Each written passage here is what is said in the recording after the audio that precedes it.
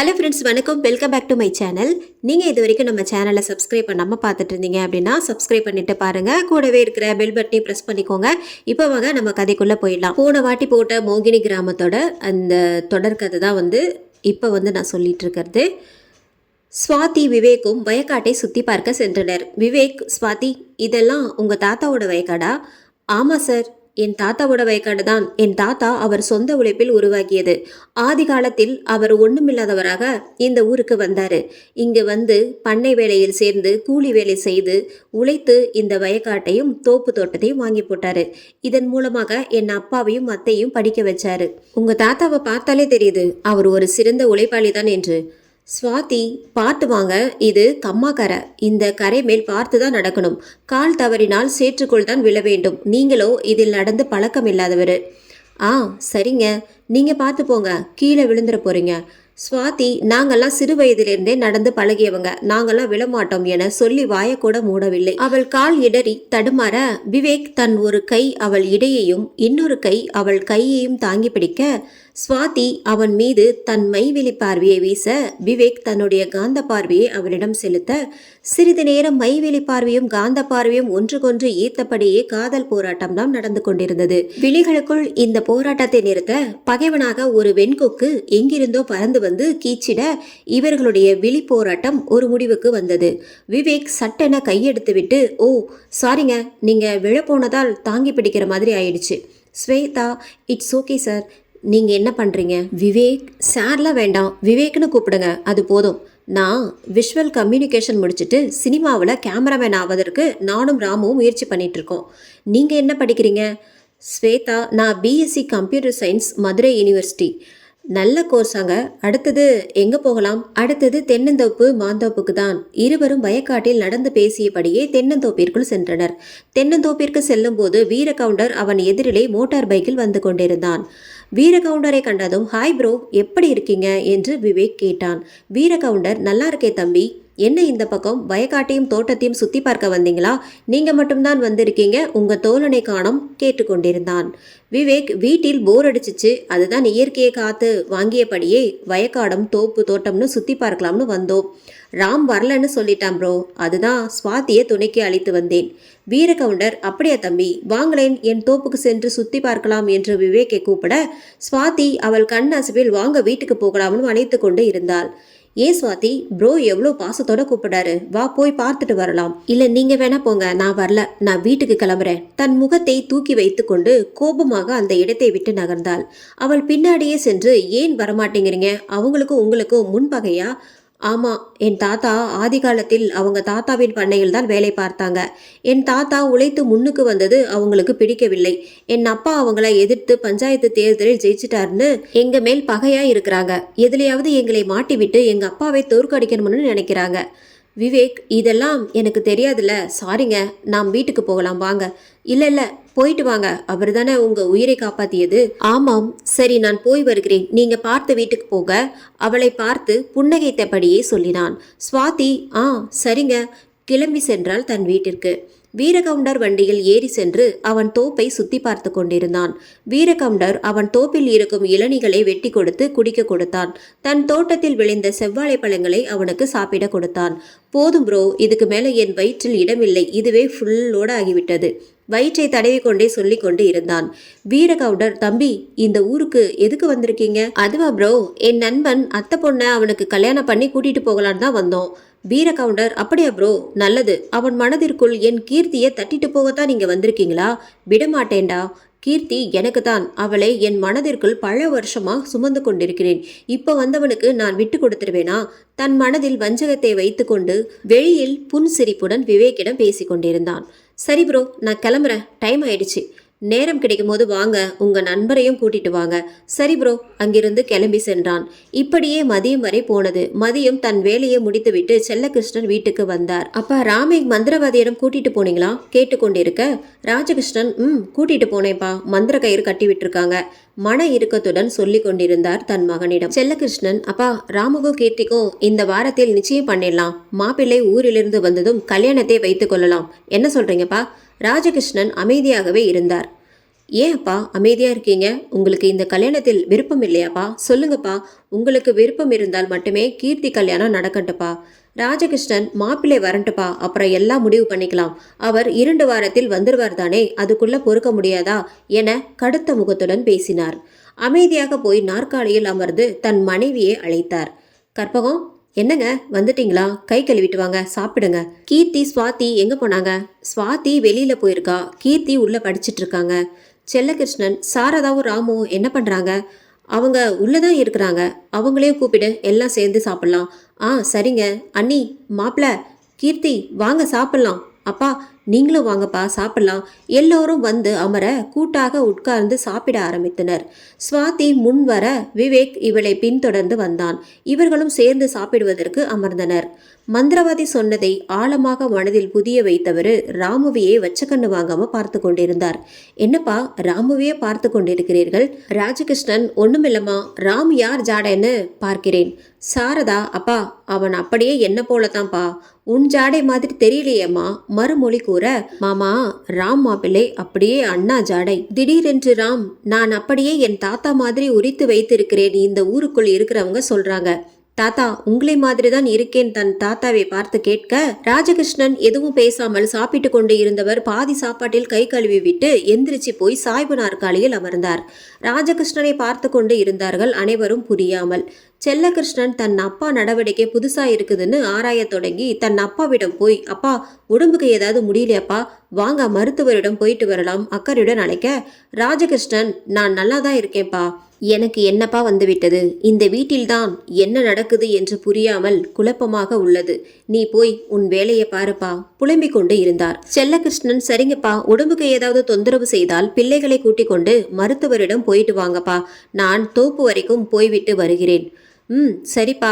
சாய்வு நாற்காலியில் சாய்ந்து கொண்டு கண் மூடியபடி மந்திரவாதி சொன்னதை நினைத்து கொண்டு புலம்பிக் கொண்டு இருந்தார். இங்கே வீரகவுண்டர், அப்பா எனக்கு கீர்த்தியை பிடிச்சிருக்கு, செல்லகிருஷ்ணனிடம் சென்று பெண் கேளுங்கள். முத்து கவுண்டர், டேய் எல்லாம் தெரிஞ்சுதா பேசுறியா? நம்மள தேர்தலில் தோற்கடித்தவனிடம், அதுவும் அந்த ராஜகிருஷ்ணன் என் அப்பா பண்ணையில் வேலை பார்த்தவன், அவன் வீட்டில் போய் நான் பெண் கேட்பதா? வீரகவுண்டர், மறக்கலப்பா, கீர்த்தியை நான் கல்யாணம் செய்தால் இந்த ஊருக்கு நான் தானே தலைவர், அவர் தேர்தலில் நிக்க மாட்டாரில்ல, அதற்காகத்தான் ராஜகிருஷ்ணன் தாத்தாவிடம் போய் கீர்த்தியை கட்டி கொடுங்கள் என்று கேளுங்கள். முத்து கவுண்டர், என்ன ராஜகிருஷ்ணன் உனக்கு தாத்தாவாகிட்டார் போல, நடக்கட்டும், நாளைக்கு போய் பெண் கேட்கலாம், சரியா? பகல் கனவு காணாமல் பண்ணையில் சரியாக வேலை நடக்க மாட்டேங்குதுன்னு மூக்கையன் சொன்னான், அது என்னவென்று பாரப்பா. வீரகவுண்டர் தன் அப்பா சம்மதம் தெரிவித்த உடனே அவனுடைய கை கால்கள் ஆட்டம் போட்டது. அந்த ஆட்டத்துடன் பண்ணைக்கு சென்றான். மாலை 6 மணி ஆனதும் அவ்வூர் மக்கள் ஓட்டமாக ஓடி கதவை அடைத்து கொண்டு வீட்டிற்குள் முடங்கி போனார்கள். வீரகவுண்டர் மாலை 6 மணி ஆனதும் புலி பதுங்கி போற மாதிரி பதுங்கி தன்னுடைய பண்ணை வீட்டுக்கு சென்று ஒரு ஓட்டு வீட்டின் கதவை தட்டினான். கதவு தாள் திறக்கப்பட்டதும் ஒரு கை அவனை உள்ளிழுத்து கொண்டது. வீரகவுண்டர், நான் வருவதற்குள் என்ன அவசரம், இப்படியா இழுப்ப? நான் தடுமாறி விழுந்து எங்கேயாவது காயம் பட்டுச்சுன்னா நான் வேற கூடிய சீக்கிரத்தில் புது மாப்பிள்ளையாக போகிறவன், என்னையா சொல்ற? அப்போ உன்னை நம்பி வந்து காத்து கொண்டிருக்கிற என் கதி என்னையா? வீரகவுண்டர், உன்னை கைவிட மாட்டேன், எனக்கு கல்யாணமானாலும் என் முதல் மனைவி நீதான், அப்பப்ப இங்க வந்துட்டு போறேன், போதுமா? பேசிக்கொண்டே இருக்காத, உனக்காக ஆசையாக வந்தா இப்படி பேசி கொள்றியே. அவளை இழுத்து கொண்டு மஞ்சத்தில் விழுந்தான். இங்கு ராம் நடு இரவு 12 மணி ஆனதும் ஒரு குரல் அழைத்தது. வா ராம், என்னுடன் வரமாட்டாயா ராம்? கருப்பு புடவை கட்டிய பெண் தலைபிரி கோலத்துடன் அழுதபடியே அவனை நெருங்க முயற்சித்தது. ஆனால் மந்திரவாதி கட்டிய கயிறு அந்த மோகினியை நெருங்க விடாமல் தடுத்தது. ராமுக்கு தூக்க கலக்கத்தில் அந்த மோகினியின் குரல் அழுகுரல் கேட்டது. இந்த அழுகுரலை கண்டவன் எந்திரிச்சு உட்கார்ந்து முழித்து கொண்டிருந்தான். மோகினி அவனை விடாமல், வா ராம், என்னோடு வா என்று அழைத்து கொண்டு இருந்தது. மந்திரிச்சு விட்ட கோழி மாதிரி அந்த மோகினி பின்னாடி போய்கொண்டிருந்தான். எங்கு போறோம்னு அவனுக்கு தெரியவில்லை. கால் போன போக்கில் அவன் போய்கொண்டிருந்தான் மோகினி பின்னாடியே. மோகினி அவனை சிதைகள் எரிந்து கொண்டிருக்கும் சுடுகாட்டிற்கு அழைத்து சென்றது. சுடுகாட்டில் பல மோகினி பிசாசுகள் அகோர சிரிப்புடன் தலைவிரி கோலத்துடன் ஆடிக்கொண்டிருந்தது. நரிகளும் நாய்களும் மூளையிடும் சப்தமும் கோட்டான் கத்துகிற ஈன்ஸ்வரம் வெண்புகைகள் பரவிய காற்றில் கேட்டுக்கொண்டு இருந்தது. ராமை அழைத்து வந்த மோகினி பிசாசு சலங்கை சிதறவிட்ட ஓசையின் சிரிப்பொலி எழுப்பியது. என் உயிர் என்னிடம் வந்து சேர்ந்து விட்டது, இனி என்னிடமிருந்து அவனை பிரிக்க முடியாது. அவன் ஆன்மா பிரிய போகுது, என் ஆத்மாவுக்கு சாந்தி கிடைக்க போகுதுன்னு மீண்டும் சலங்கை ஒளி சத்தத்தை சிதறவிட்டபடியே அவனை அணைப்பதற்கு தன் இரு கரங்களையும் நீட்டிக்கொண்டே அவனை அணைக்க சென்றது. அவனை அணைக்க செல்ல அருகில் சென்றபோது மின்னல் வெட்டு போல் மின்சாரம் ஒளி பாய்ந்தது. அந்த மோகினி மேல் மோகினி அலற அடித்து கொண்டு வான் தொலைவிற்கு காத்தாடி போல் பறந்து சுழன்று அலறி அடித்து கொண்டு மண் தரையில் விழுந்தது. எல்லாம் மந்திர கயிறு பண்ண ஜாலம். மோகினி தூக்கி வீசப்பட்டதை பார்த்து அந்த சுடுகாட்டில் இருக்கும் பிசாசுகள் பயங்கர கரவொலி சிரிப்பை சிரித்தது. கர்வத்தோடு பேசிய மோகினியே, உனக்கு எத்தனை ஜென்மம் எடுத்தாலும் உன் ஆத்மா சாந்தி அடையாது என்று ஏளன சிரிப்பு சிரித்து கொண்டு இருந்ததுங்க அந்த மோகினி பிசாசுகள். இங்கு என்ன நடக்கிறது என்று தெரியாமல் புத்தி சுவாதீனம் இழந்த ஒரு குழந்தை மாதிரி மீண்டும் அம்மா அம்மா என்று சொல்லிக்கொண்டே ஒரு சமாதி மேல் மயங்கி விழுந்தான் ராம். காலை செங்கதிரவன் உதித்தல அக்கிராம மக்கள் தன் காலை கடன்களை கழிப்பதற்கு ஒவ்வொரு கையிலும் ஒரு செம்பினை தூக்கி கொண்டு அந்த சுடுகாட்டு பக்கம் சென்று கொண்டு இருந்தவர்கள். ராம் சமாதி மேல் படுத்து தூங்குவதை பார்த்துவிட்டு ஓடிப்போய் இந்த விபரத்தை ராஜகிருஷ்ணனிடம் சொன்னாங்க. ராஜகிருஷ்ணனும் செல்லகிருஷ்ணனும் அந்த இடத்திற்கு விரைந்து சென்று ராமை கைத்தாங்களாக அழைத்து வந்தார்கள் தன் வீட்டிற்கு. சாரதா, அப்பா என்னாச்சு என் பையனுக்கு, அவன் எப்படி சுடுகாட்டிற்கு போனான்? அவர்கள் இருவரையும் கேள்வி கேட்டுக்கொண்டிருந்தாள் சாரதா. ராம், அம்மா அம்மா என்னை விட்டு போகாதீங்க, நானும் உங்களுடனே வருகிறேன் என சிறு குழந்தை பினாற்றுகிற மாதிரி பினாற்றி கொண்டிருந்தான். சாரதா, ஐயோ கடவுளே, என் பையன் குழந்தை மாதிரி ஏதோ உளறுகிறானே. ராம், எதுக்குடா சுடுகாட்டிற்கு போன? உன்னை கூட்டி சென்றதா அந்த மோகினி என தன் மகனை நினைத்து கண்ணீர் வடித்து கொண்டிருந்தாள் அவனின் தாய். அண்ணி கவலைப்படாதீங்க, ராம் மாப்பிள்ளைக்கு ஒண்ணுமில்ல, சுடுகாட்டில் நைட்டெல்லாம் இருந்ததால இப்படி உளறுகிறார், கொஞ்ச நேரம் ஓய்வெடுக்கட்டும், பிறகு நார்மலாகி விடுவார். சாரதாவை ஆறுதல் படுத்தி கொண்டு இருந்தால் கற்பகம். ராஜகிருஷ்ணன் ராமை உள்ளே கூட்டிட்டு போய் படுக்க வைங்க. மற்ற மூவரும் ராமின் செயலை கண்டு மனம் நொந்து போயினர். விவேக் என் பக்கத்தில் தான் தூங்கிக் கொண்டிருந்தான், எப்போ அவன் அந்த இடத்திற்கு சென்றிருப்பான் என்று சிந்தனையில் ஆழ்ந்திருக்கும் போது செல்லகிருஷ்ணன், தம்பி மாப்பிள்ளை உன்னருகில் தான் படுத்து தூங்கிக் கொண்டிருந்தார், எப்படி அவர் அந்த சுடுகாட்டிற்கு போயிருக்க முடியும்? அதுதான் தெரியல அங்கிள், எனக்கும் இதே யோசனை தான் இருக்கு. விவேக்கும் சாரதாவும் அவனை ரூமுக்குள் கூட்டிட்டு போய் படுக்க வைத்து அவன் பக்கத்திலே 2 பேரும் பார்த்து கொண்டிருந்தார்கள். கீர்த்தியோ தன்னவனை காண அவன் ரூமிற்குள் போக காலடி எடுத்து வைத்தவளை ராஜகிருஷ்ணன், கீர்த்தி உன் ரூமுக்கு போ, அவன் சரியாகும் வரை அவன் பக்கத்தில் போகக்கூடாது, தன் பேத்தியை எச்சரித்தார். கீர்த்தி தன் தாத்தா சொன்னதை நினைத்து வருத்தத்துடன் தன் ரூமிற்குள் போனாள். ராஜகிருஷ்ணன் தன் மகனை தனியாக அழைத்து, சாரதா, ராம் உனக்கு பிறந்த பையன்தானாமா? சாரதா, அப்பா ஏன் இப்படி சந்தேகமா கேள்வி கேட்குறீங்க? நேத்து கூட அவனை உத்து உத்து பார்த்து கொண்டிருந்தீர்கள், திடீர்னு இந்த சந்தேகம் ஏப்பா? ராஜகிருஷ்ணன், ஒண்ணுமில்லமா, அவன் ஜாடையை பார்த்தால் மாப்பிள்ளை ஜாடையும் இல்லை, உன் ஜாடையும் இல்லை, அதனால் தான்மா இப்படி கேட்டேன். இப்போ ராம் நல்லா இருக்கானா என்று மழுப்பினார் அந்த முதியவர். சாரதா, நல்லா இருக்கான்ப்பா, நல்லா தூங்கி கொண்டிருக்கான். ராஜகிருஷ்ணன், சரிம்மா, அவன் நல்லா தூங்கி எழட்டும், அவனிடமே கேட்டு தெரிந்து கொள்ளலாம் எதுக்கு சுடுகாட்டிற்கு போனான் என்று. சாரதா தன் அப்பா பேசியதில் மன வருத்தத்துடன் காணப்பட்டாலே தவிர தன் அப்பா எதுக்கு இந்த கேள்வி கேட்டார் என்று அவள் சிந்தனையில் உதிக்கவே இல்லை. ஊர்க்காரங்க எல்லாம் கிசுகிசுன்னு பேசிக் கொண்டிருந்தனர். ராஜகிருஷ்ணன் பேரனை மோகினி பிசாசுதான் அங்கே அழைத்து சென்று அவனுடன் குடும்பம் நடத்தியிருக்கும் என்று. விடலை பையன் இல்லையா, அதுதான் அவன் வீட்டிற்கே சென்று சுடுகாட்டிற்கு அழைத்து சென்றிருக்கிறது என்று பேசிக்கொண்டிருக்க வீரகவுண்டர் தோப்பில் காவல் காத்தவன் அலறி அடித்தபடி, ஐயா கவுண்டரையா, நம் மாந்தோப்பில் ஒரு பெண் தூக்குல தொங்குதுங்க, ஊருக்கே கேட்கும் அளவுக்கு கத்தி கொண்டு போனான். அவ்வூர் மக்கள் எல்லாம் ஒன்று கூடி ஓட்டமா ஓடினர் வீரகவுண்டர் தோப்புக்கு. வீரகவுண்டரும் முத்துக்கவுண்டரும் அந்த இடத்திற்கு விரைந்து சென்று கூட்டத்தை ஒதுக்கிவிட்டு பார்க்க வீரகவுண்டரின் காதலி தூக்கில் தொங்கிக் கொண்டிருந்தாள். வீரகவுண்டர், அப்பா இந்த புள்ள நம் பண்ணையில் வேலை பார்க்கும் புள்ளதாப்பா, எதுக்கு தூக்கில் தொங்குறான்னு தெரியலையே, நேத்து கூட நல்லா தான் இருந்தால், விடுவதற்குள் இந்த புள்ளைக்கு என்னாச்சு தூக்கில் தொங்கும் அளவுக்கு? போலியாக நடித்து கொண்டிருந்தான். முத்துக்கவுண்டர் எந்த பையனையாவது காதலித்திருக்கும், அவன் இவளை கெடுத்துட்டு ஏமாத்திட்டு போயிருப்பான். அந்த துக்கம் தாங்காம தூக்கில் தொங்கிருச்சு போல. ஊர்க்காரங்க தூக்கில் தொங்கியவளை கைத்திலிருந்து கலட்டி கீழே கிடத்தினார்கள். அங்கு என்னவோ ராஜகிருஷ்ணன் பேரனை மோகினி பிசாசு கூட்டிட்டு போய் சுடுகாட்டில் படுக்க வைத்திருக்கு. இங்கு இந்த பெண் தூக்கில் தொங்குது. எல்லாம் மர்மமாயிருக்கே. ஊர்க்காரர்கள் ஒன்று கூடி பேசிக் கொண்டிருந்தனர். தூரத்தில் 2 பேர் தன் தலையில் அடித்து கொண்டே மூச்சிறைக்க வந்தார்கள். எங்களை அவளை சந்தோஷமா ஊருக்கு வழி அனுப்பி வைத்தியேம்மா. ஊரிலிருந்து வருவதற்குள் பொணமா கிடைக்கிறிய புள்ள. எதுக்குடி இந்த திடீர் முடிவு? எந்த படுபாவி உன் வாழ்க்கையை நாசம் பண்ணானே தெரியலையே என தன் தலையில் அடித்து ஒப்பாரி வைத்து கொண்டிருந்தார்கள் இருந்து போன பெண்ணின் அம்மாவும் அப்பாவும். இவர்கள் ஒப்பாரி வைப்பதைக் கண்டு வீரகவுண்டர் நெஞ்சில் ஊசி குத்தியது போல் இருந்தது. ஐயா, உங்கள் பண்ணைகள்தான் என் பொண்ணு வேலை பார்த்தாள். உங்களுக்கு அவள் நடந்ததை பற்றி தெரியும் தானே? அவளை ஏமாற்றிய களவாணி பயல் யாருன்னு சொல்லுங்க. நான் அவனை கொல்லாம விடமாட்டேன். பெண்ணின் தந்தை ஆவேசப்பட்டார். முத்துக்கவுண்டர், உன் புள்ள என் பண்ணையில் தான் வேலை பார்த்தால், இல்லைன்னு சொல்லல. அவள் நல்லவள் தான். கொஞ்சம் பொறு நாச்சிமுத்து. உன் புள்ள வாழ்க்கையை கெடுத்தவனை கண்டுபிடிக்கலாம். முதல்ல நீ போய் சடங்கு சம்பிரதாயத்தை கவனி என அவனை ஆறுதல் படுத்தி அனுப்பி வைத்தான் தன் வீட்டிற்கு அந்த பெண்ணின் சடலத்தோடு.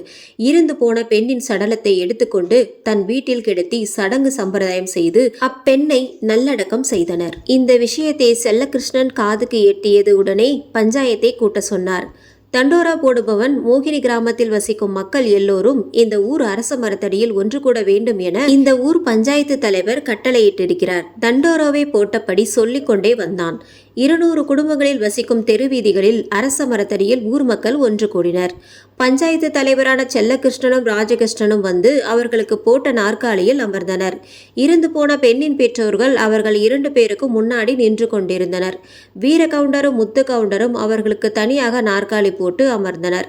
இந்த 2 குடும்பங்களும் இக்கிராமத்திலேயே செல்வமிக்க குடும்பங்கள். அதனால்தான் இவர்களுக்கு இந்த மரியாதை. சுவாதி, உன் அப்பாவும் தாத்தாவும் எங்கே போயிருக்கிறார்கள்? ஒரு ஆள் வந்து சொன்னதும் உடனே அவசரமாக ஒருவித கலவரத்துடன் கிளம்பி சென்றார்கள். அதுதான் கேட்டேன். ஸ்வாதி, அவர்கள் இருவரும் பஞ்சாயத்துக்கு போயிருக்கிறார்கள். நீண்ட நாள் கழித்து இன்னைக்கு தான் பஞ்சாயத்தை கூட்டியிருக்கிறார்கள். அப்படி என்ன வழக்கு வந்திருக்கிறது? வா ஸ்வாதி, நாமும் பஞ்சாயத்தை போய் பார்க்கலாம். விவேக் அவளை கூப்பிட, ஸ்வாதி, ஐயோ, நாங்களாம் பஞ்சாயத்துக்கு கூடுமிடத்தில் வரமாட்டோம்.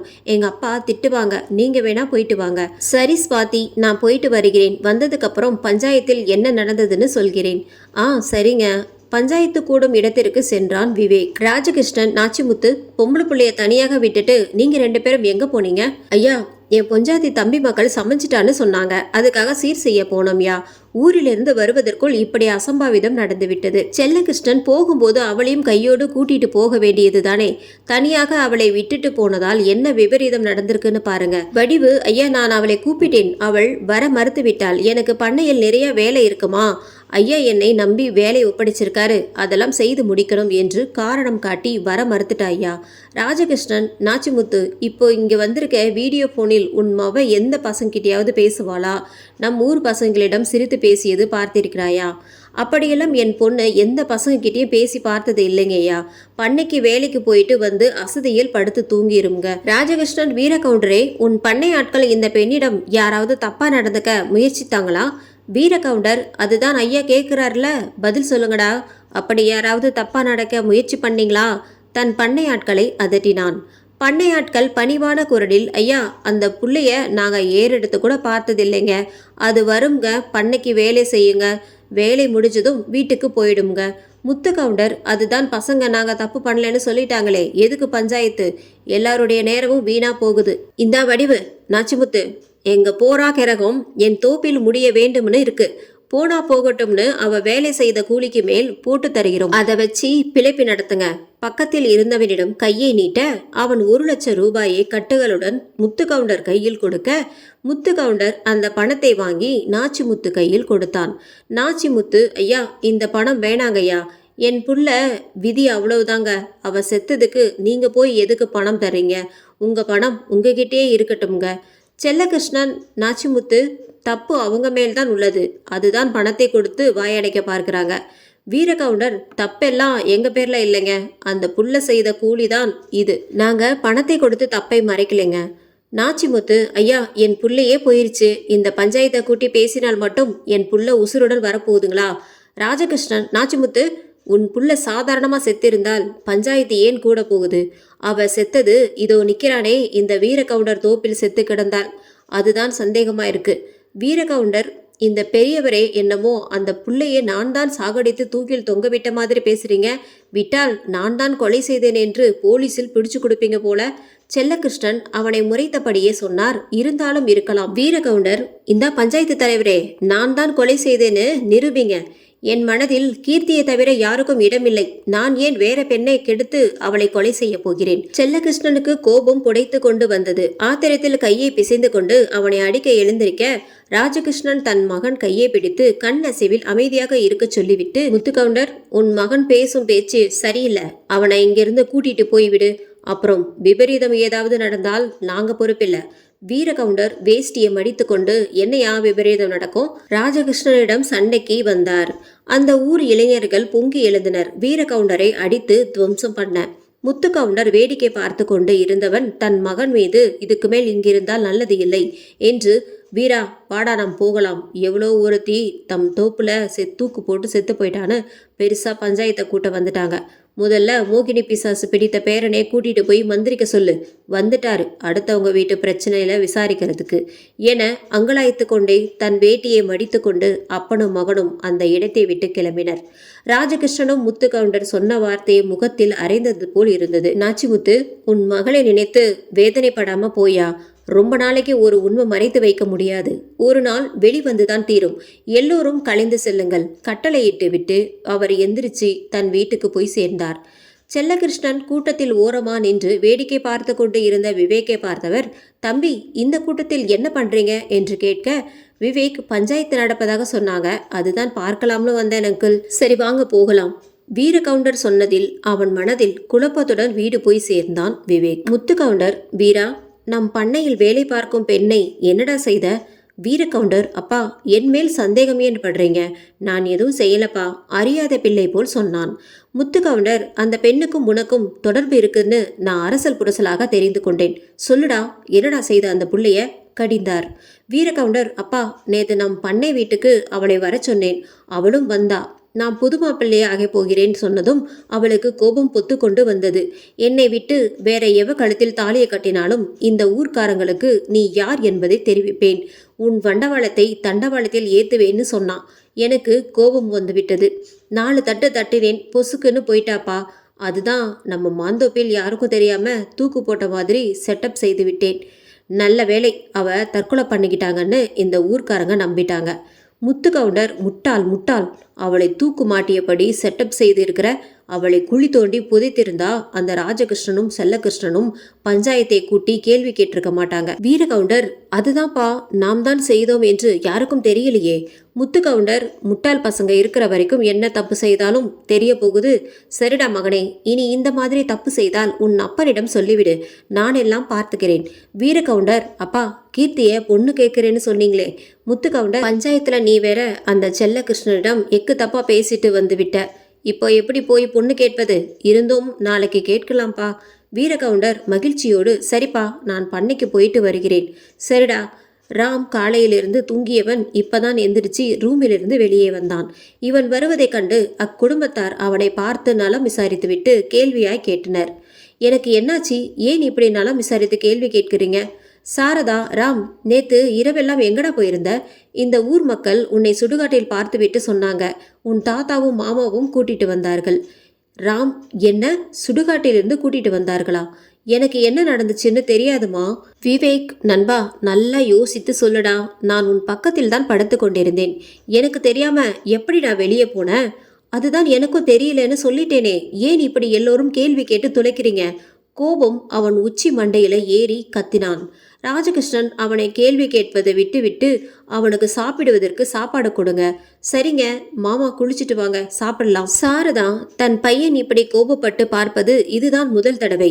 அவன் கோபப்படுவதை பார்த்தவள் சிலையாக நின்று கொண்டிருந்தாள். ராஜகிருஷ்ணன், ராம், உன் கையில் கட்டிய மந்திர கயிறு இருக்குது தானே? இதோ பாருங்க தாத்தா என அவன் கையை காட்டினான். ராஜகிருஷ்ணன், சரிப்பா, நீ போய் குளித்து விட்டு சாப்பிடு. சரிங்க தாத்தா சொல்லிவிட்டு பாத்ரூமிற்குள் குளிக்க சென்றவன் பின்னாடியே கீர்த்தியும் போனாள். ராம், உனக்கு என்னாச்சு? இப்படி பிஹேவ் பண்ற? நீ இப்படி இருப்பதை கண்டு அத்தை சாப்பிடக்கூட இல்லை, ஓயாமல் அழுது கொண்டே இருக்கிறார்கள். சாரி கீர்த்தி, ஏதோ கோபத்தில் பேசிட்டேன். எனக்கு என்ன நடந்ததுன்னு நிச்சயம் தெரியாது கீர்த்தி. சரி, குளிச்சுட்டு வா. போனவள் கையை பிடித்து கொண்டிருந்தான். ராம், போய் குளிச்சுட்டு வாங்க. நீ வந்து எனக்கு முதுகு தேய்த்து விடு, நான் குளிக்கிறேன். இதெல்லாம் நம்ம கல்யாணத்துக்கு அப்புறம்தான். அத்தை வராங்கன்னு சொல்லி ஏமாற்ற அவன் பிடித்திருந்த கையை வெடுக்கென எடுத்து எங்க அம்மான்னு கேட்டான். கீர்த்தி பல்பை காட்டிவிட்டு ஓடிவிட்டாள். போடி போ, எப்படியும் எனக்கு நீ ஒரு நாள் முதுகு தேய்த்து விட்டு தான் போறேன்னு சொல்லியவன் பாத்ரூமிற்குள் நுழைந்து குளித்துவிட்டு வெளியே வந்தான். கற்பகம், ராம் மாப்பிள்ளை சாப்பிட்டு ரெடியாகுங்க, நாம் ஒரு இடத்திற்கு சென்று வரலாம். அத்தை, எங்க போக போகிறோம்? ஆர்வமாக கேட்டான் ராம். கீர்த்தி மாப்பிள்ளைக்கு சாப்பாடு கொண்டு வந்து பரிமாறுமா, எங்க போறோம் என்று சொல்லாமல் மழுப்பினாள். அத்தை, நம்ம எங்க போகிறோம் என்று அதையே மீண்டும் கேட்டான். நீங்க சாப்பிட்டு வாங்க, எல்லாம் போனதுக்கு அப்புறம் உங்களுக்கே தெரியும். அவள் கரண்டியால் சோற்றை அள்ளி வைத்தபடியே சொன்னாள். செல்லகிருஷ்ணன் வந்து, கற்பகம் கிளம்பிட்டீங்களா எல்லோருக்கும் சத்தமிட, கற்பகம், ராம் மாப்பிள்ளை ரெடியானா? சரிங்க, கிளம்ப வேண்டியதுதான். செல்லகிருஷ்ணன், ஸ்வேதா, எனக்கு குடிக்க கொஞ்சம் தண்ணி கொண்டு வாமா. இதை கொண்டு வரேன்ப்பா. தண்ணீரை ஒரு செம்பிற்குள் கொண்டு வந்து தன் அப்பாவிடம் நீட்டினாள். அதை வாங்கி பருகிவிட்டு செம்பை டேபிள் மேல் வைக்க அது உருண்டோடி விழுந்து சுற்றி கொண்டிருந்ததை ராமை பார்த்தவாறே ராம் உருண்டோடிய செம்பை எடுத்து நிறுத்தி வைத்தான். சாரதா, அண்ணா, நாம் எங்கண்ணா போறோம்? போகும்போது விபரத்தை சொல்றேன்மா. சரிண்ண. சிறிது நேரத்தில் எல்லோரும் தயாராகி சென்றார்கள். தன் காரில் அவர்கள் கார் ஒரு கோயில் நுழைவாயில் நின்றது. அண்ணா, இது நம்ம குலதெய்வம் கோயில் தானே? செல்லகிருஷ்ணன், ஆமாம்மா, நம்ம குலதெய்வம் கோயில் தான். நம்ம வீட்டில் என்னென்னமோ நடக்குது. அந்த தீய சக்தி மறுபடியும் வீட்டிற்குள் வராமல் இருக்க நம் கருப்பண்ணை முனியப்பனிடம் வந்திருக்கேன். வேண்டிக் கொள்வோம். இந்த கருப்பண்ணை முனியப்பன் பார்த்து கொள்ளுவாரு. ராஜகிருஷ்ணன், பூசாரி, ஆட்டுக்கு நீர் தெளித்து பூஜையை ஆரம்பியுங்கள். சரிங்கய்யா. அவர் ஆட்டுக்கு நீர் தெளிக்க அந்த ஆடு துள்ளாமல் அப்படியே சிலையாக இருந்தது. ஐயா, ஆடு துள்ளவே மாட்டேங்குது, என்ன குறையனே தெரியலையே. கருப்பண்ணா, உனக்கு அவங்க என்ன குறை வச்சாங்க? ஏன் துள்ள மாட்டேங்கிற? கருப்பண்ணா, என்ன குறைன்னு சொல்லியா உனக்கு தீர்த்து வைக்கிறோம். பூசாரி ஆக்ரோஷமாக நாக்கை கடித்து கொண்டு ஆடிப்பாடியே, எனக்கு எந்த குறையும் நீங்க வைக்கல. ஆனா ஒரு பச்சை புள்ளத்தாச்சி மேல் இரக்கம் கொள்ள மறந்துட்டீங்கடா, மறந்துட்டீங்க. அதுதான் உங்களை இப்படி ஆட்டி படைக்குது. பூசாரி ஆக்ரோஷமாக ஆடி கீழே சாய அவனை பிடித்து கொண்டார்கள் துணை பூசாரிகள். இந்த பூசாரி சொன்னதும் யாருக்கும் சரியாக விளங்கவில்லை. ராஜகிருஷ்ணனுக்கும் மட்டும் ஏதோ ஒன்று தவறாக நடந்துள்ளது என்று புரிந்து கொண்டார். பூசாரி மயக்கத்திலிருந்து தெளிவடைந்து ஆட்டுக்கிடாய்க்கு நீர் தெளிக்க, ராம் அதை தன் கையில் கொடுங்க. அவன் கையில் வாங்கி நீர் தெளிக்க கிடாய் துளுத்தது. பூசாரி, ஐயா, இது யார்? ராஜகிருஷ்ணன், என் மகளுடைய மகன். பூசாரி, சரிங்கய்யா, உங்க பேரன் தெளித்ததும் கிடாய் துளுத்து விட்டது. அந்த கருப்பண்ண முனியப்பன் அருள் பரிபூர்ணமாக உங்க பேரனுக்கு இருக்கிறது. அம்மா, பெண்களே, போய் பொங்கல் வைத்து எடுத்து கொண்டு வாங்க, பூஜையை ஆரம்பித்து விடலாம். 3 பெண்களும் பொங்கல் வைக்க போனார்கள். விவேக்கும் ராமுவும் தனியாக கிளம்பி சென்று பேசிக் கொண்டிருந்தார்கள். செல்லகிருஷ்ணனும் ராஜகிருஷ்ணனும் கோயிலுக்குள் அமர்ந்து கொண்டிருந்தனர். விவேக், நீ காலையில் தூங்கிக் கொண்டிருந்ததால அப்போது இந்த ஊர்க்காரங்க பஞ்சாயத்தை கூட்டினார்கள். நானும் போய் ஆவலாக பார்த்தேன். அந்த பஞ்சாயத்தில் வீரகவுண்டர் பண்ணையில் வேலை பார்க்கும் பெண் தூக்கு போட்டு தற்கொலை பண்ணி கொண்டான்னு பஞ்சாயத்துக்காரங்க பேசிக் கொண்டிருந்தார்கள். ராம், டேய் மச்சி, நமக்கு எதுக்கு வீண் வம்பு? யாரோ ஒரு பெண் தற்கொலை பண்ணா நமக்கு என்னடா வந்தது? கீர்த்தியை கல்யாணம் பண்ணி கொண்டு நம் ஊருக்கு போக போகிறோம். விவேக், நீ கல்யாணம் செய்து கொள்ளும் பெண்ணை இன்னொருவர் கல்யாணம் செய்து கொள்ள நினைக்கிறார். பஞ்சாயத்தில் தெரிந்து கொண்டேன். யாருடா அது எனக்கு போட்டியாக? எல்லாம் அந்த வீரகவுண்டர் தான். பஞ்சாயத்தில் நடந்ததை சொன்னான். என் கீர்த்தி மனசில் நான் மட்டுமே உள்ளேன். அவள் எனக்காக பிறந்தவள். யாரும் அவளை தட்டிட்டு போயிடக்கூடாது. இவன் பேசிக்கொண்டு இருக்க விவேக் பார்வையோ பொங்கல் வைக்கும் சுவாதி மேல் இருந்தது. விவேக்கே தோல் தட்டி, என்ன மச்சான், பார்வை என்னவோ பொங்கல் வைப்பவர்கள் மீது திரும்புது? ஒன்றும் இல்லடா மச்சான், அந்த மரக்கிளையில் 2 மைனா குஞ்சுகள் கொஞ்சி கொள்கிறது. அதைத்தான் பார்த்து கொண்டிருந்தேன்.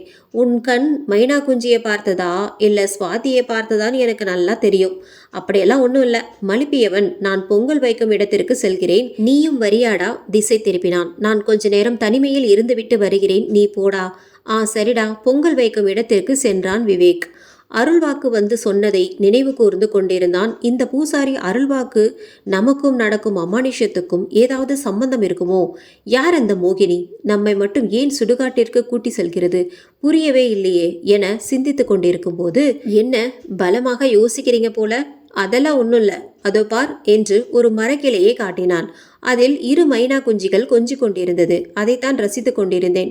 அந்த மைனா குஞ்சுகள் போல் நாமும் கொஞ்சலாமா? இது கோவில், கொஞ்ச முடியாது. சாமி தான் கும்பிட முடியும். இங்க வேணா, நான் போய் அதோ அந்த மரத்துக்கு பின்னாடி கொஞ்சி விட்டு வரலாம்.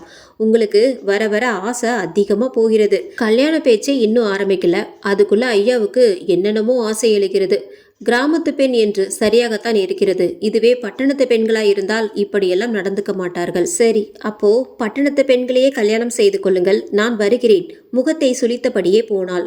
அவளை கெஞ்சியபடியே அவளை பின்தொடர்ந்து அவள் கையை பிடித்தான். அந்த சமயத்தில் வீரகவுண்டரும் முத்துக்கவுண்டரும் தாம்பூல தட்டுடன் ராஜகிருஷ்ணன் குடும்பத்துடன் வந்திருக்கும் குலதெய்வ கோயிலுக்கு வந்தார்கள். செல்லகிருஷ்ணன் கோபத்துடன், எதுக்கு எங்க தாம்பூல தட்டுடன் வந்திருக்கீங்க?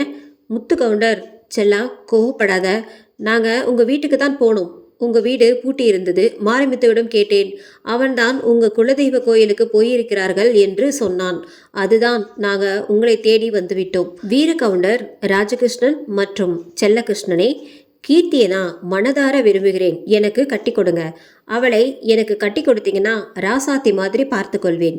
நாங்களும் உங்களை எதிர்த்து பஞ்சாயத்து தேர்தலில் நிற்க மாட்டோம். சமாதானமா போய் சம்மந்தியாகி விடலாம். ஒரு நல்ல முடிவு சொல்லுங்க. செல்லகிருஷ்ணன், நீங்க இங்கிருந்து போறீங்களா இல்ல கழுத்தை பிடிச்சு வெளியே தள்ளட்டுமா? கோபத்தில் கத்த வீரகவுண்டர், பொண்ணு கேட்க வந்தவங்களை இப்படி அவமானப்படுத்தி அனுப்புறீங்களே, இது உங்களுக்கே நியாயமானு தெரியுதா? பூசாரி, வேடிக்கை பார்த்து கொண்டிருக்கியே, எடுத்து கொஞ்சம் சொல்லுப்பா அவங்களிடம். பூசாரி ராஜகிருஷ்ணனை பார்க்க ராஜகிருஷ்ணன் கண்ணசவில் நாங்கள் பார்த்து கொள்கிறோம் என்று சொன்னதும் பூசாரி அங்கிருந்து சென்று விட்டார். முத்துக்கவுண்டர் ராஜகிருஷ்ணனை, என்னையா சொல்ற? உன் பேத்தியே என் மவனுக்கு கல்யாணம் பண்ணி தர முடியுமா முடியாதா? அதிகார தோரணையில் மிரட்டினான். ப்ரோ, நீங்க பொண்ணு கேட்டு வந்தது நான் கட்டிக்க போற பொண்ண. வந்த வழியை பார்த்து செல்லுங்க.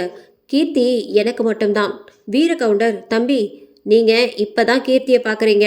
நான் அவள் எப்ப பிறந்தாலோ அப்பையிலிருந்து என் நெஞ்சில் சுமந்து கொண்டிருக்கிறேன். கீர்த்தி எனக்கு மட்டும்தான் சொந்தம். விவேக், சரி ப்ரோ, நீங்க உங்க நெஞ்சில் சுமப்பது பிரச்சனை இல்லை. ஆனால் கீர்த்தியும் ராமுவும் ஒருத்தருக்கு விரும்புறாங்களே, இரண்டு மனசு விரும்பினால்தான் வாழ்க்கையில் ஒன்று சேர்ந்து வாழ முடியும். செல்லகிருஷ்ணன், தம்பி, இவன்கிட்ட ஏன் வீண் பேச்சு பேசி கொண்டிருக்கிறீர்கள்? இவங்களை கழுத்தை பிடித்து வெளியே தள்ளாமல் ஆத்திரத்துடன் வேஷ்டியை மடித்து கொண்டு அவர்களை கழுத்தை பிடிக்க போக ராஜகிருஷ்ணன், செல்லா, கோயிலுக்கு வந்தவர்களை மரியாதை குறைவா நடத்துவது தவறு. ஐயா, முத்துக்கவுண்டரே, வந்ததும் வந்துட்டீங்க, பூஜை ஆரம்பிச்சிட்டாங்க. சாமி கும்பிட்டு இருந்து சாப்பிட்டுட்டு போங்க. முத்துக்கவுண்டர், வீரா, வாடா போலாம். மரியாதை இல்லாத இடத்தில் நமக்கென்ன வேலை? கோபத்துடன் அவர்களை முறைத்துவிட்டு அவன் மகனை கூட்டிட்டு அங்கிருந்து போனான். பூஜை ஆரம்பித்தது. அடுப்பிலிருந்து பொங்கலை எடுத்துட்டு வந்து வைத்து படையலிட்டு வழிபட்டனர். பூசாரி, அம்மா, இது உங்க பையன் நெற்றியில் பூசிவிடுங்கள். எதுவும் கிட்ட அண்டாது. நம்ம கருப்பண்ண முனியப்பன் பார்த்துக்குவான்.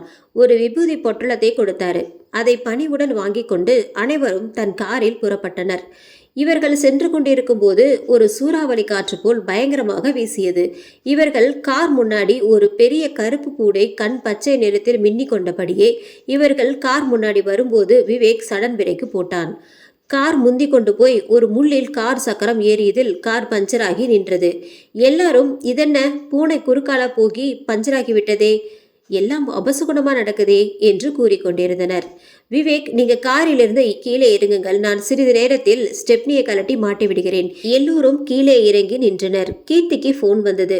அவள் தோழியிடமிருந்து போனை அட்டன் செய்து காதில் வைத்தபடியே தனியாக சென்று ஒரு மரத்தடியில் பேசிக் கொண்டிருந்தாள். அவளை முறைத்து கொண்டு ஆக்ரோஷ பார்வையுடன் தலைமுடியை பறக்க விட்டு கொண்டு மோகினி பேய் பார்த்து கொண்டிருந்தது. இதுதான் நேரம் கீர்த்தி உடம்பில் உள்நுழைய அவள் அருகில் செல்ல. இதை கவனித்த ராம் அவள் அருகில் சென்று, என்ன கீர்த்தி, தனியாக வந்து நிற்கிற? எல்லாம் எனக்காகத்தானே? நான் ஃபோன் பேச வந்தேன். யாரிடமும் பேசி கொண்டிருந்த? என் தோழியிடம்.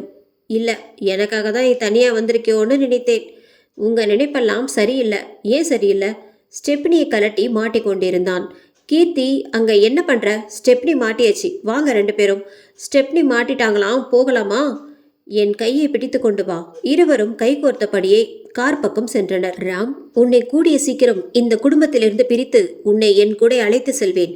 இது சத்தியம் ராம் என ஆக்ரோஷமாக சிரித்து கொண்டு இருந்தது.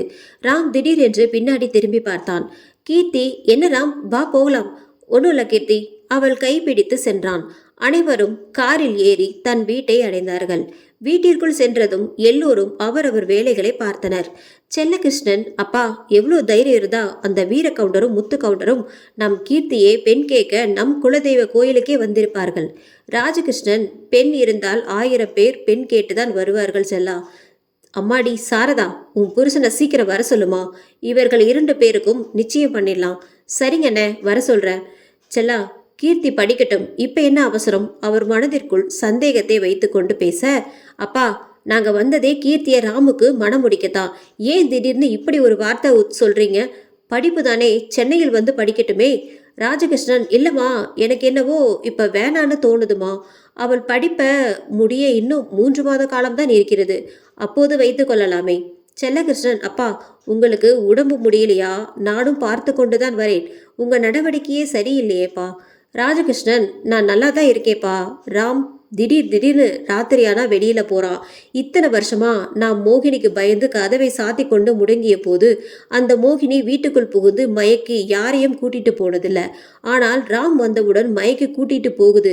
இது எதற்காகன்னு தெரியல. புரியாத குழப்பமாக உள்ளது. மந்திரவாதியிடம் இவனை கூட்டிட்டு போன போது அவர் சொன்ன வார்த்தை என்னால் நம்பாமல் இருக்க முடியவில்லை. அதை ஏற்றுக்கொள்ளவும் முடியவில்லை. சாரதா, அப்பா, என் மகனை பற்றி என்ன சொன்னாருப்பா அந்த மந்திரவாதி? ராஜகிருஷ்ணன், அதை என்னால் சொல்ல முடியாது. இப்போதைக்கு இதற்கான நேரம் வரும்போது சொல்கிறேன். போய் உங்க வேலையை பாருங்கள். எல்லோர் முகத்தில் ஒரு சந்தேகமும் குழப்பமும் தெரிந்தது. அந்த மந்திரவாதி என்ன சொல்லியிருப்பாருன்னு. தாத்தாவிடம் அன்னைக்கு அந்த மந்திரவாதி என்ன கூறியிருப்பார்? எனக்கு நடக்கும் அமானுஷ்ய சம்பவத்தை வைத்து பார்த்தால் என்னவோ நடந்திருக்கு. ஆனால் என்னன்னு தான் தெரியல. குழம்பிக் கொண்டு இருந்தான். வீரகவுண்டர், அப்பா, அந்த செல்லகிருஷ்ணன் நம்ம 2 பேத்தையும் அவமானப்படுத்திட்டான்ல, அவனை பழி தீர்க்காமல் விடக்கூடாது. கீர்த்தியையும் அடையணும் என வஞ்சகத்தன்மையோடு பேசினான். முத்துகவுண்டர், டே வீரா, பொருடா, அதிகமான கோபம் உடம்புக்கு ஆகாது. உனக்கு எதிரி செல்லகிருஷ்ணன் இல்லடா, அந்த ராம். அவனை தீர்த்துவிடு. அப்புறம் கீர்த்தி உனக்குதான். வீரகவுண்டர், மொத்தமாக தீர்த்துவிட்டு அந்த மோகினி பிசாசு மேல் பழியை போடுகிறேன் என அவன் மனதிற்குள் வஞ்சம் அதிகமானது. முத்துகவுண்டர், சபாஷ் மகனே. தேவராஜ் மனைவி மகன் தன்னை விட்டு போன வீட்டில் தனியொருவராக சமைத்து கொண்டிருந்தார். அடுப்பாங்கலைக்குள் புகுந்து கேஸ் அடுப்பை பற்ற வைத்து குக்கரை வைத்தார். குக்கரில் எண்ணெய் ஊற்றி கருவேப்பிலை, கொத்தமல்லி, புதினா, பட்டை, லவங்கம், பச்சை மிளகாய், இஞ்சி பூண்டு விழுது அரைத்து போட்டு நன்றாக கிளறிவிட்டு வெங்காயம், தக்காளி போட்டு 10 நிமிடம் வதக்கி தான் வாங்கி வந்த ஆட்டுக்கறியை போட்டு வதக்கிவிட்டு உப்பு, மஞ்சத்தூள், மசாலா ஐட்டங்களை சேர்த்து நன்றாக கிளறி அவர் ஊற வைத்த அரிசிக்கு எத்தனை டம்ளர் தண்ணி ஊற்றுவதுன்னு கணக்கு போட்டு ஊற்றி கொதிக்க விட்டார். 15 நிமிஷம் பிறகு அரிசியை களைந்து போட்டு கிளறி பிரஷர் குக்கரை மூடி போட்டு விசிலை சொருகியதும் அது 10 நிமிடம் கழித்து புஷ் என்று விசில் சப்தம் வந்தது. ஆஃப் பண்ணிட்டு தான் செய்த மட்டன் பிரியாணியை நாசியில் நுகர்ந்தபடியே ஒரு கப்பில் போட்டு ஆற வைத்து சாப்பிடும்போது அவர் ஃபோன் அடித்தது. பச்சை பட்டனை அழுத்தி காதில் வைத்து, ஹலோ மிஸ்டர் தேவராஜ், உங்கள் வேலையை கவனிக்க ஆள் வந்துருச்சு. நீங்கள் ஓய்வு பெற்றுக்கொள்ளலாம். எதிர் முனையிலிருந்து பதில் அளித்தார் தேவராஜ் அலுவலக மேலாளர். தேவராஜ் முகமலர்ச்சியுடன், அப்படியே சார், ரொம்பவும் நன்றி சார். தேவராஜ், நீங்கள் ஓய்வு பெற்று போவதால் சிறிய விழா வைக்கலாம்னு இருக்கோம். அதில் நீங்கள் கண்டிப்பாக கலந்துக்கணும். கண்டிப்பாக கலந்து கொள்கிறேன் சார். அப்போது நான் ஃபோன் வைத்து விடுகிறேன். இந்த விஷயத்தை உடனே சாரதாவிடம் சொல்லலாம். மிகவும் சந்தோஷப்படுவா. மனதில் எண்ணியபடியே தன் ஃபோனை எடுத்து சாரதா அலைபேசிக்கு நம்பரை அழுத்தினான். அவள் ஃபோன் அடித்து கொண்டிருந்தது. ஆனால் அவள் ஃபோன் எடுக்கவில்லை. தன் பையனை நினைத்து வருத்தப்பட்டு கொண்டிருந்தாள். நீண்ட நேரம் ரிங் போய் கட்டாகியது. அவள் ஃபோன் எடுக்காததைக் கண்டு, நாளை ஒரு நாள் தானே, அடுத்த நாள் நேரில் போய் சர்ப்ரைஸ் தரலாம். நாம் செய்த மட்டன் பிரியாணி நமக்காக காத்து கொண்டிருக்கிறது என்று மனதில் நினைத்தபடியே மட்டன் பிரியாணியை ரசித்து ருசித்து சாப்பிட்டபடியே, ஆஹா ஓஹோ, அப்படியே சாரதா டேஸ்ட் என்றுதான் சமைத்த சமையலை புகழ்ந்தவாறே மட்டன் பிரியாணியை முழுவதும் சாப்பிட்டு முடித்தார். சிறிது நேரம் டிவியை ஆன் செய்து டிவி பார்த்து கொண்டிருந்தார். டிவியில் ஒரு சினிமா காட்சி ஓடிக்கொண்டிருந்தது. ஒரு நிறைமாத கர்ப்பிணி வலியால் துடித்து கொண்டிருந்தாள்.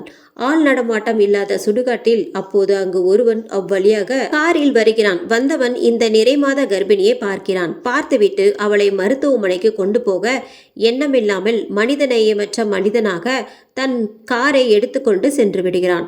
தன் மனைவியும் இதே வழியால் துடித்து கொண்டிருக்கிறாள். பக்கத்து ஊர் மருத்துவமனையில் சுடுகாட்டில் துடித்து கொண்டிருக்கும் நிறைமாத கர்ப்பிணியை தவிக்கவிட்டு தன் மனைவியை பார்ப்பதற்காக விரைந்து சென்றான். மருத்துவமனைக்குள் சென்றதும் அவன் காதுக்கு ஒரு துக்க செய்தி எட்டுகிறது. மயக்கத்தில் இருக்கும் தன் மனைவிக்கு இந்த துக்க செய்தி தெரியக்கூடாதுன்னு தன் கையில் உயிரற்ற சிசு ஒன்றை கையில் எடுத்துக்கொண்டு காரில் ஏறி விரைந்து சுடுகாட்டிற்கு சென்றவன் தவிக்க விட்டு சென்ற நிறைமாத கர்ப்பிணியை பார்க்கிறான். அவள் ஒரு சிசுவை ஈன்றெடுத்துவிட்டு தன் உயிரை நீத்து உயிரற்ற உடலாக கிடைக்கிறாள். அவள் அருகில் ஒரு ஆண் சிசு ஒன்று வீறிட்டு அழுகிறது. தன் கையில் இருக்கும் உயிரற்ற சிசுவை அந்த உயிரற்ற உடலிடம் போட்டுவிட்டு அவள் உதிரத்தில் பிறந்த சிசுவை தன் கையில் எடுத்துக்கொண்டு போகும்போது ஒரு வெட்டியான் அங்கு வந்து இவன் செயலை பார்க்கிறான். அந்த வெட்டியானுக்கு தன் பணபலத்தை காட்டிவிட்டு இந்த விஷயம் யாருக்கும் தெரியக்கூடாதுன்னு கூறிவிட்டு மருத்துவமனையில் படுத்திருக்கும் தன் மனைவியிடம் கொண்டு போய் யாருக்கும் தெரியாமல் கையில் இருக்கும் சிசுவை வைத்து விடுகிறான். தேவராஜ் இந்த காட்சியை பார்த்து கொண்டிருக்கும் போது தன் மனதில் நிழலாக ஓடுகிறது.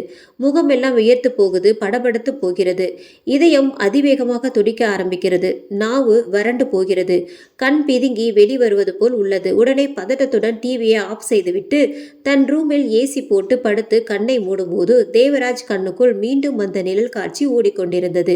ஏசியிலும் உயர்த்து கொட்டிய உடம்புடன் எழுந்து உட்கார்ந்த போது, தேவராஜ், இனி எந்த உண்மையும் மறைக்காதே. ஊருக்கு போனதும் அவர்களிடம் உண்மையே சொல்லிவிடு. தனக்குத்தானே பேசிக்கொண்டு இருக்கும்போது ட்ரிங் ட்ரிங் என்று ஃபோன் மணி அடித்தது. ஃபோனை எடுத்து பார்க்க திரையில் சாரதா புகைப்படத்துடன் சாரதா பெயர் காட்டியது. சொல்லு சாரதா. என்னங்க, ஃபோன் பண்ணியிருந்தீங்களே, என்ன விஷயங்க? எனக்கு நாளையோட ஆஃபீஸ் வேலை முடியுது, ஓய்வு பெற்றுக்க சொல்லி விட்டார்கள். அது சொல்லத்தான் ஃபோன் செய்தேன். சாரதா, உடனே ஊருக்கு வாங்க, இங்கு நாம் ராம் என்று சொல்லி அழுது கொண்டபடியே ஃபோனை காதில் வைத்து அழுது கொண்டிருந்தாள். சொல்லு சாரதா, ராமுக்கு என்னாச்சு? ஏன் அழுகிற? நம்ம ராம் ஒரு குழந்தை மாதிரி பினாத்துறாங்க. ஊருக்கு வந்ததிலிருந்து தழுதழுத்த குரலில் நடந்தவையெல்லாம் சொல்லி முடித்தாள் தன் கணவனிடம். பயப்படாம இரு சாரதா, நான் நாளைக்கு வருகிறேன். தன் மனைவியை ஆறுதல் படுத்திவிட்டு இவன் நிம்மதி இல்லாமல் தவித்துக் கொண்டிருந்தான் குற்ற உணர்வில். சாயந்தரம் 6 மணி ஆனது. கிராம மக்கள் எல்லோரும் தன் வீட்டு கதவை அடைத்தார்கள். மோகினி பிசாசுக்கு பயந்து கொண்டு. சாரதா ராமுக்கு தன் அப்பா வீட்டு குலதெய்வத்துடைய உபதியை அவன் நெற்றியில் பூசிவிட்டாள். ராம், அம்மா, நான் போய் தூங்க போறேன். டேய் விவேக், வாடா போய் படுக்கலாம். துணைக்கு தன் நண்பனை அழைத்து கொண்டு இருந்தான். நான் வரமாட்டேன் போடா. நீ நடுராத்திரி எந்திரிச்சு அலறுவ, இல்லை நடுராத்திரி எந்திரிச்சு மோகினி பின்னாடி போவ. நான் தாத்தா பக்கத்தில் படுத்துக்கிறேன். ஆனால் உன் ரூமுக்கு மட்டும் வரவே மாட்டேன். அதுதான் நெற்றியில் திருநீர் இருக்கே, பயப்படாம வாடா. அந்த மோகினி வராது. இந்த திருநீரை பார்த்து பயந்து ஓடிவிடும். சலிப்பாக அப்படின்னா வந்து படுத்து தொலைகிறேன். இருவரும் போய் தன் படுக்கையில் படுத்தனர். படுத்த உடனே உறங்கி போனான் விவேக். அவன் காலில் கயிறை கட்டி ஜன்னலில் கட்டி வைத்துவிட்டு, மோகினியே, இன்னைக்கு என் நண்பனை எப்படி உன் கூட கூட்டிட்டு போறேன்னு பார்க்கிறேன். மனதில் நினைத்தவாறு குரட்டை விட்டு தூங்கினான். இரவு 12 மணி ஆனது. ராஜகிருஷ்ணன் வீட்டு முன்னாடி நாய்கள் ஊளையிட்டு கொண்டிருந்தது. ஆந்தையும் கோட்டானும் ஈனஸ்வரத்தை எழுப்பியது. காற்று பலமாக வீச ஜல் ஜல் சலங்கை ஒளி ராம் செவிக்கு மட்டும் எழுந்தது. ராம் தூக்கத்தில் வந்துட்டியா மோகினி? இதோ வருகிறேன் என மதிமயக்கத்தில் கூறியபடி படுக்கையிலிருந்து எந்திரிக்கும் போது அவன் காலில் கட்டிய கயிறு அவனை போக விடாமல் தடுத்தது. மோகினி அவனை நெருங்க விடாமல் அவன் நெற்றியில் பூசிய திருநீர் அந்த மோகினியை உள்ளே விடாமல் தடுக்க ஆக்ரோஷமான பார்வையுடன் ராமை பார்த்து, ராம், என் கூட வந்து விடு ராம். உன்னை என் கூட கூட்டிட்டு போகத்தான் காத்து கொண்டிருக்கிறேன். நீ என்னை ஏன் ஏமாற்றுகிறாய் என்று அவனை பார்த்து அழுது கொண்டிருந்தது. அப்போது விவேக்குக்கு நாவு வறண்டு போக தண்ணீர் குடிக்க எந்திரிச்சவன் ராம் எந்திரிச்சு நிற்பதை கண்டு, ராம், என்னடா பண்ற? அமைதியா படுத்து தூங்குடா. என்னை யாரோ கூப்பிடுற மாதிரி இருந்ததுடா, அதுதான் எந்திரிச்சேன். நான் வெளியே போவதற்கு காலை ஒரு அடி எடுத்து வைக்கிறேன். என் காலை யாரோ பிடிச்சு இழுக்கிற மாதிரி இருக்குடா. விவேக், யாரோ இல்ல மச்சி, நல்லா கண்ணை தேய்த்து பார். உன் காலில் கட்டி இருக்கும் கயிறு தான் இழுத்திருக்கும்.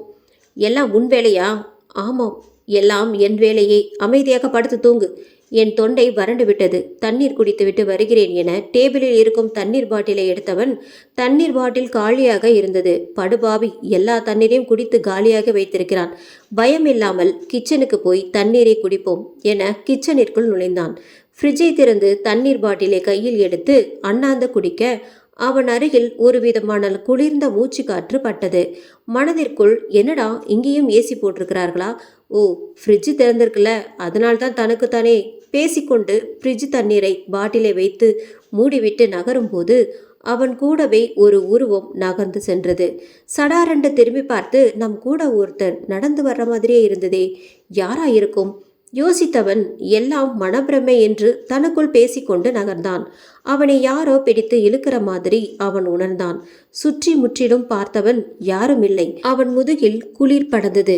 யார் அது என் முதுகுக்கு பின்னாடி இருந்து கொண்டு ஊதுவது? என் முன்னாடி வாங்கடா என்று வீரவசனம் பேசினான். அந்த மோகினி அவன் முன்னாடி போய் நின்றது. அவன் கால்கள் தரையில் நிற்காமல் ஆட்டம் போட்டது. கைகள் உதறி கொண்டிருந்தது. மோகினி, நீயா?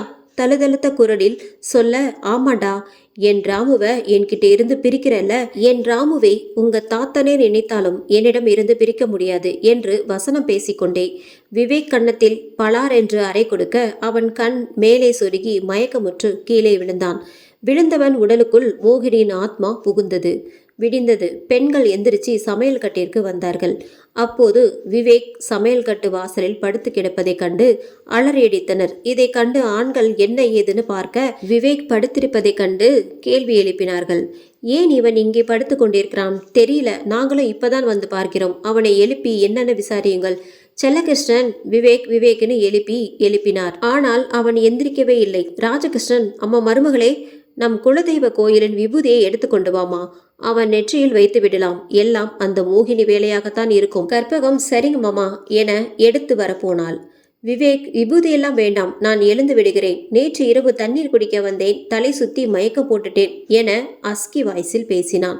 சாரதா, விவேக் குரல் என்ன அஸ்கி வாய்ஸ் மாதிரியே இருக்கு. விவேக் உடம்பில் இருக்கும் மோகினியே, என் மகனை உன்னால் தான் பிரிந்து தவிக்கிறேன். உன்னையும் உன் புருஷனையும் சும்மா விட மாட்டேன் கனத்த குரலில் சொல்லியது. சாரதா சத்தமாக, விவேக், உன்னைத்தான் கேட்கிறேன். அம்மா, அது நேத்து ஃப்ரிட்ஜில் இருக்கும் தண்ணீரை குடித்தேனா, அதுதான் தொண்டை கட்டி கொண்டது. தொண்டையை செருமினான். சாரதா, சரி சரி, போய் ராமை எழுப்பி விடுப்பா. சரிவா. தன் ரூமுக்குள்ளிருந்து, டே மச்சி, என் கால் கயிறை அவிழ்த்து விடுடா, எனக்கு அர்ஜென்டா என கூறிக்கொண்டிருப்பதை வெளியில் இருப்பவர்கள் கேட்டு அவன் ரூமிற்குள் ஓடிப்போனார்கள்.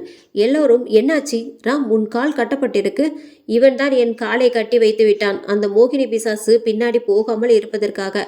எல்லோரும் நல்லதுதான் செய்திருக்கிறான், அவனை ஏன் திட்டுறாராம்?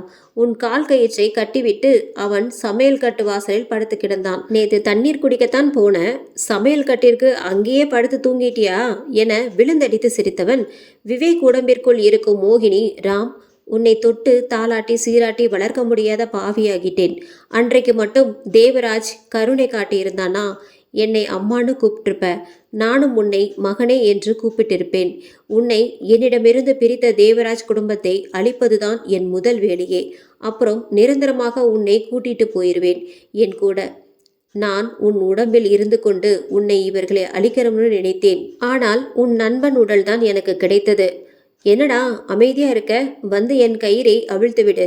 அவன் அருகில் செல்ல மந்திரவாதி கட்டிய கயிறு அவனை சுட்டரித்தது.